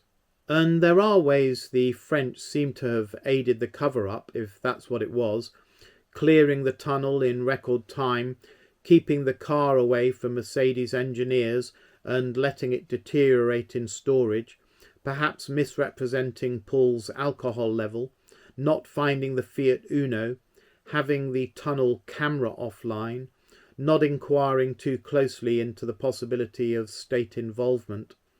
Would the French intelligence have cooperated with British intelligence in this way? In the Rainbow Warrior incident, it's said the French thought they might have been betrayed by a British agent. This suggests rivalry, not cooperation. And you wonder what was in it for the French to help the British with such a dastardly plot to murder their princess. Did the British do some valuable service for the French around this time that bought their cooperation? Isn't this the sort of question that suspicious minds would ask? But the British authorities didn't have suspicious minds when it came to the death of Princess Diana. In Operation Paget, the police set out, supposedly, to determine whether the royal family were cold-blooded murderers. It's not really surprising that they didn't want to come up with the answer, yes. If you thought they might do, You must think we're living in a parallel universe where truth and justice are important, not in this one where it's about power and self-interest. In one of the Channel 4 documentaries, one of the policemen says, "Oh, come on, who would murder Princess Diana? Everybody loved her." And I thought, are you stupid or just pretending? Yes, the public loved her, but there are two obvious groups of people who didn't: arms manufacturers and the royal family. So should we be suspicious of the royal family or the establishment generally? Well, absolutely. Diana was causing them embarrassment, and as her reputation rose, theirs fell. The papers reported the royals and military being deeply hostile to her relationship with Dodi Fayed, son of a man so sleazy, or so much of an establishment enemy, frankly, that the country wouldn't give him a passport, despite his charity work and economic contributions. And Diana's continued existence also stood in the way of Charles marrying Camilla and his role as head of the church. Even the Archbishop had said it. Diana remaining alive was the problem. And if she had carried on living, who knows what else she might have done to sabotage Charles's chances of becoming king, insofar as she had a desire for revenge that was never going to go away. And as Prince William's mother, she had a lot of influence over the future of the monarchy and therefore over the future of the British state. All the UK's institutions, Parliament, the courts, the police, the intelligence services, the tax system, the church, they all derived their legitimacy from the monarch. So Prince William was not just a boy, he was the future linchpin for the entire British establishment, and Diana controlled that. But from the establishment's perspective, she was out of control. There was no knowing what she might do, perhaps taking Prince William abroad, or perhaps just teaching him to share her outlook, see the world through her eyes, and take her side. It must have been a big concern, and it must have been a big relief, at least from a practical point of view, when her car hit a pillar and she died in the ambulance. Diana herself said in her Panorama interview that she was a problem for the royals, and she intended to be. Suddenly, that problem was removed, and the Queen was said to be philosophical, and she took a long time to say anything about Diana, and then seemingly only under public pressure. I don't know if she felt any personal sorrow, but it's hard to believe she didn't think it mightily convenient. Even my mother said at the time how convenient it was, what a blessing for the monarchy. So I imagine that the royals, the establishment, the British deep state had to simulate regret at Diana's death that they didn't really feel. And I'm reminded of an Hercule Poirot episode when Poirot's detective work proves the innocence of a young woman who is in prison for murdering some other woman. And when Poirot comes to tell her she is free to go, the young woman hesitates, saying, "But I did want her dead." And Poirot replies, "My dear, wanting a death is not a crime." So yeah, the royals, the establishment, they may have felt their dreams came true when Diana died, but that doesn't make them guilty. It doesn't mean they were involved. So summing up, the big conundrums about whether Diana was murdered are: one, the very obvious motive for very obvious culprits, making it seem highly likely, versus the huge number of moving parts that all had to work perfectly: the driver, the car, the location, the loss of control, even the cooperation of the French medics and police. Such a complex plot that makes it seem highly unlikely. And what the true crime channels teach us is that people can in fact come up with very elaborate murder plots, but it's always the motive that gives them away. Do I think she was murdered? Well, if there had been a thorough investigation, I might have said no, but since the investigation was so feeble, I'm inclined to say yes, maybe. Okay, moving on to Dr. Kelly. Well, the first thing I'd like to say is that the idea he killed himself seems to me, from a motive perspective, pretty plausible. His mother killed herself, and there is some evidence it runs in families. I know Kelly said he'd never do it, but I don't think we can read too much into that. People don't know how they will react when it comes to it. And Kelly's world does seem to have been crashing down around him. There was talk of him being a Walter Mitty character, and I think, he really was. Being awarded the CMG probably made him feel more important than he was, and it was becoming clear to him in his last days that he wasn't really very senior. His career had pretty much stalled for the last 20 years. He didn't have any real responsibility. He was just kept on as an expert on a particular area. And he seems to have flitted around between the MOD, the Foreign Office, Porton Down, the UN, New York, Iraq, perhaps not quite as he pleased, but kind of outside normal managerial control, a bit of a maverick, if you like. And then he also had these relationships with journalists, which must have been quite flattering. And this was his downfall. I think he got a bit above himself and kind of told himself that he had permission to talk to journalists as and when he liked, which he didn't. And he became indiscreet, shooting his mouth off, not being a team player projecting the government line, but sharing tidbits, shaping journalists' opinions in line with his own opinions. And we can add to this his more than professional friendship with Mai Pedersen and his conversion to the Baha'i faith. So yes, he came across as this mild-mannered, upright boffin, but he seems to have been a bit of a law unto himself. And I don't feel his role in Iraqi weapons inspecting was entirely honourable. He was mixed up with British and US intelligence and really helping to legitimise the sanctions regime, which many people, including at the UN, found pretty abhorrent. It was supposed to make life so awful for the Iraqi population that they would rise up and overthrow Saddam.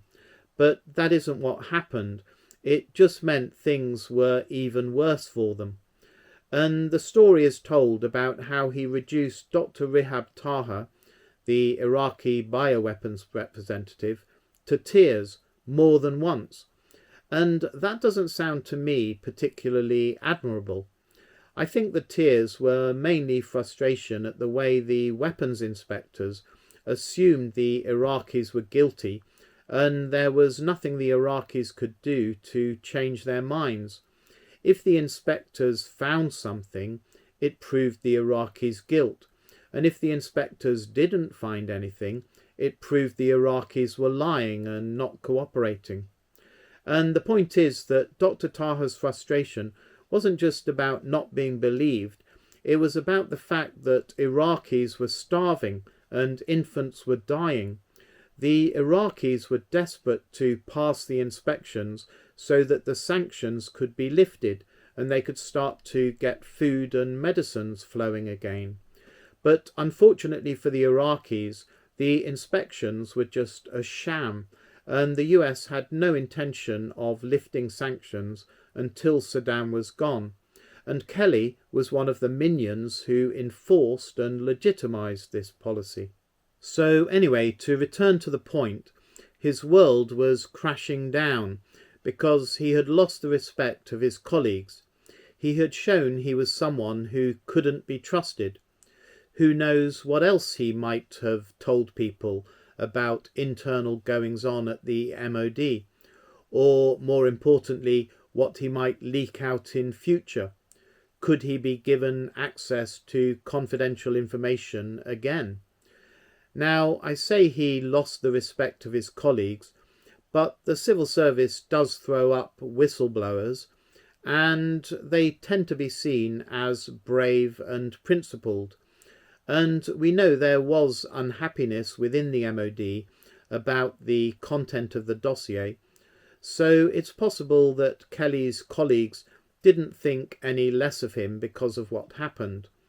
But still, I don't think Kelly's boss probably felt it was his finest hour, being taken away from his other duties to attend the committee hearing about Kelly's actions, which in any case were not really a principled leak, but more an indiscretion, loose talk, because in fact Kelly was fully on board with the war that the dossier was supposed to justify.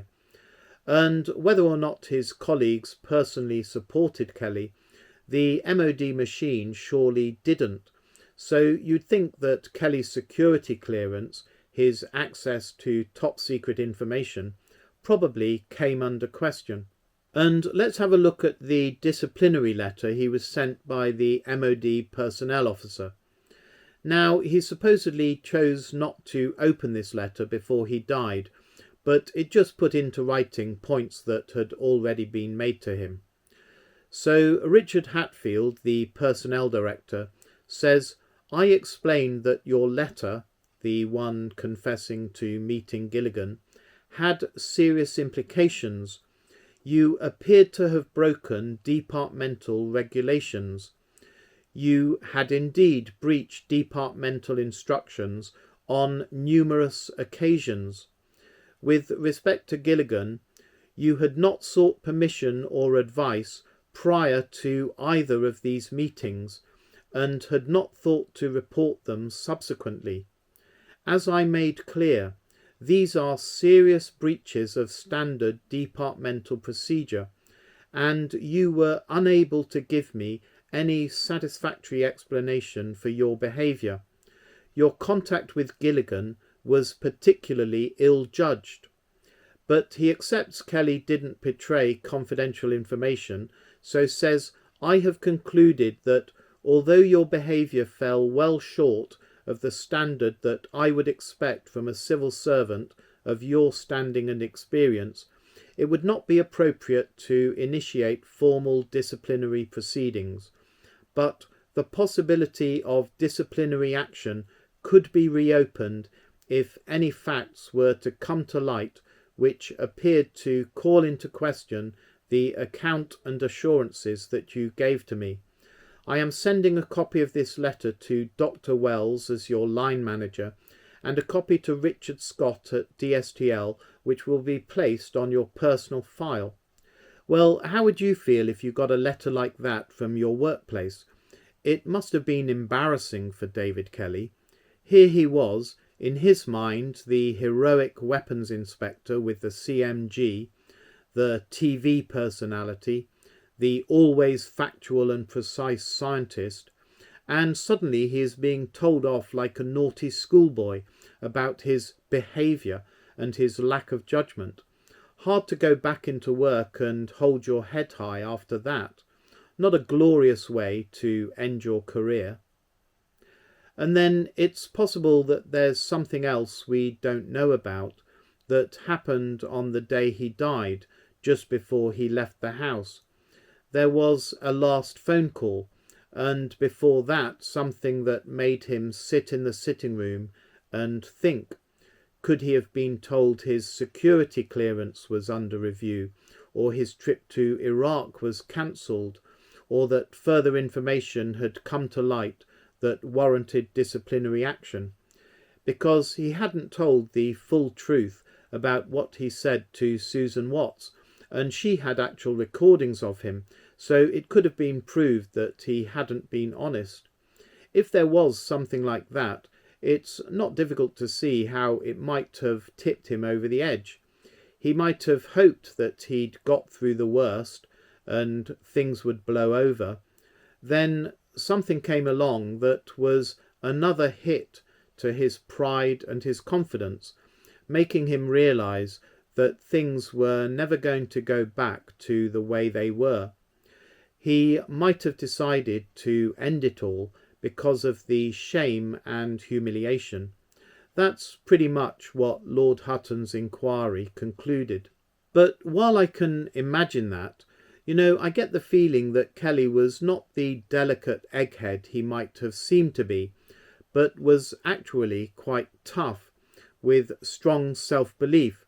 So I'm not so sure he would have been in a frame of mind to take his life. And there is also the implausibility that this was an act of self-deletion for reasons we've discussed, like lack of blood. But if we decide for that reason that it was in fact murder, other questions arise.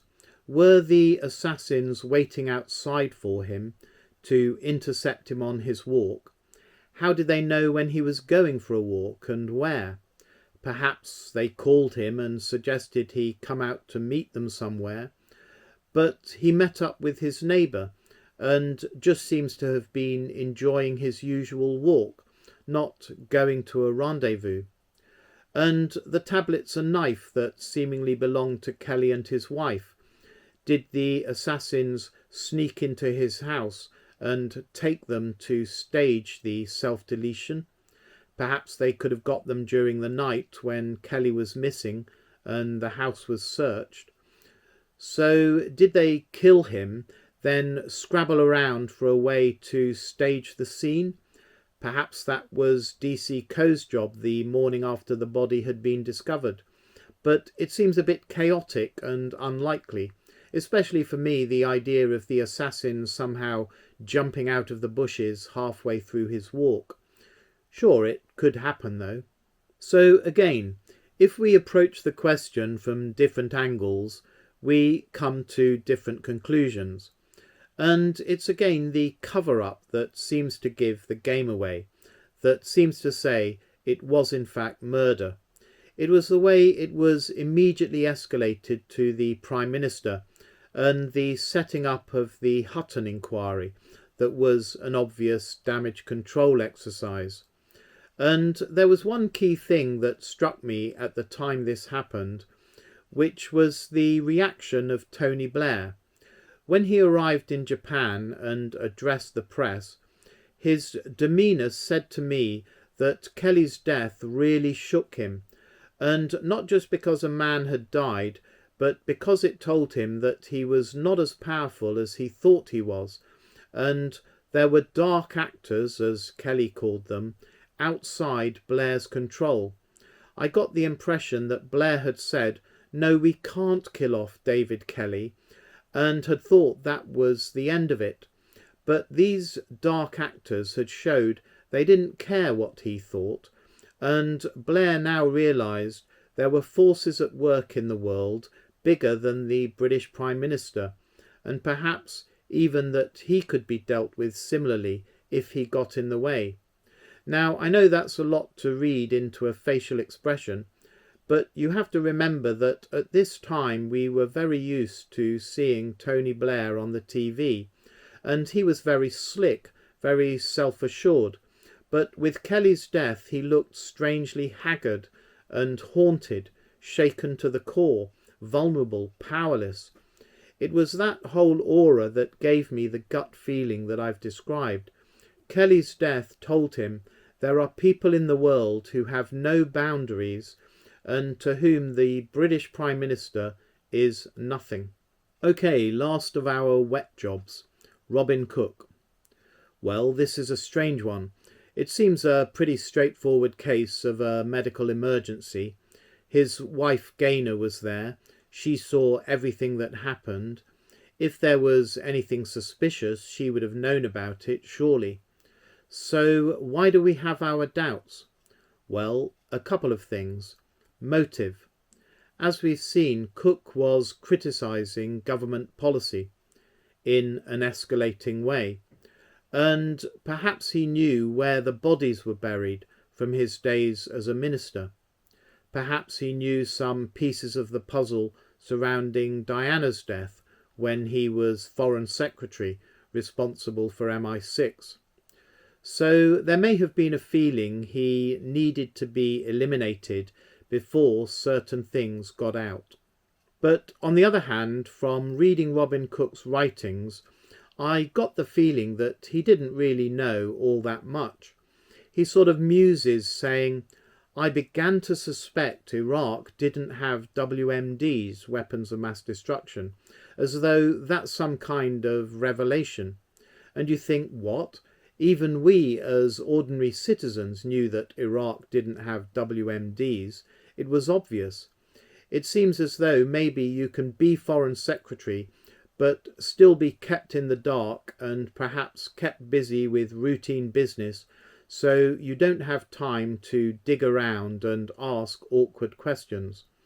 I don't know, but similarly his statement about Al-Qaeda being originally just a database, this was perhaps not some inside knowledge, but just something he read. It was a claim that had been circulating for a year. So yes, I'm not 100% sure that he was really in possession of dark secrets that it was worth killing him for. Then again, a second factor making Cook's death seem suspicious is the oddness of the anonymous rescuer and his friends, both that they were there at all and their behaviour in slipping away without comment. The suspicion is that these were not innocent walkers, but assassins who used some kind of heart attack weapon on Cook. You know, that has to be considered technically feasible, and the question is just whether Cook was considered dangerous enough. But this raises issues like whether Gaynor heard a shot and whether there was any evidence of a wound on his body. Since the police investigation seems to have been over before it started, it doesn't look like such matters were ever investigated. And then the decision of Tony Blair not to attend Cook's funeral is also seen by some as a sign of a guilty conscience. But overall, the idea that Cook was assassinated is the least convincing of the people we have been considering, given what we know. But just like the other cases, while we can't be sure he was assassinated, we can certainly put down his death as a convenient one. Cook was a senior Labour Party figure who had nothing to lose and seemed determined to give the government a hard time. His disappearance removed an irritant from the scene. So that's it, some general comments and specific ones. I'll finish by saying that I hope this has stimulated your own thoughts, whether you agree with me or disagree. And if I were put on the spot, if I had to say wet job or no wet job for each of the 5 main cases, and the stakes were high, say I get shot if I get it wrong, then I'd go for wet job for Hilda, McRae, Diana and Kelly. For Robin Cook, I think I'd toss a coin. But if I'm not put on the spot, I'll say Schrodinger's cat, wet job and not wet job, until someone opens the box. And in the meantime, I remain receptive to new facts and observations that could update this assessment.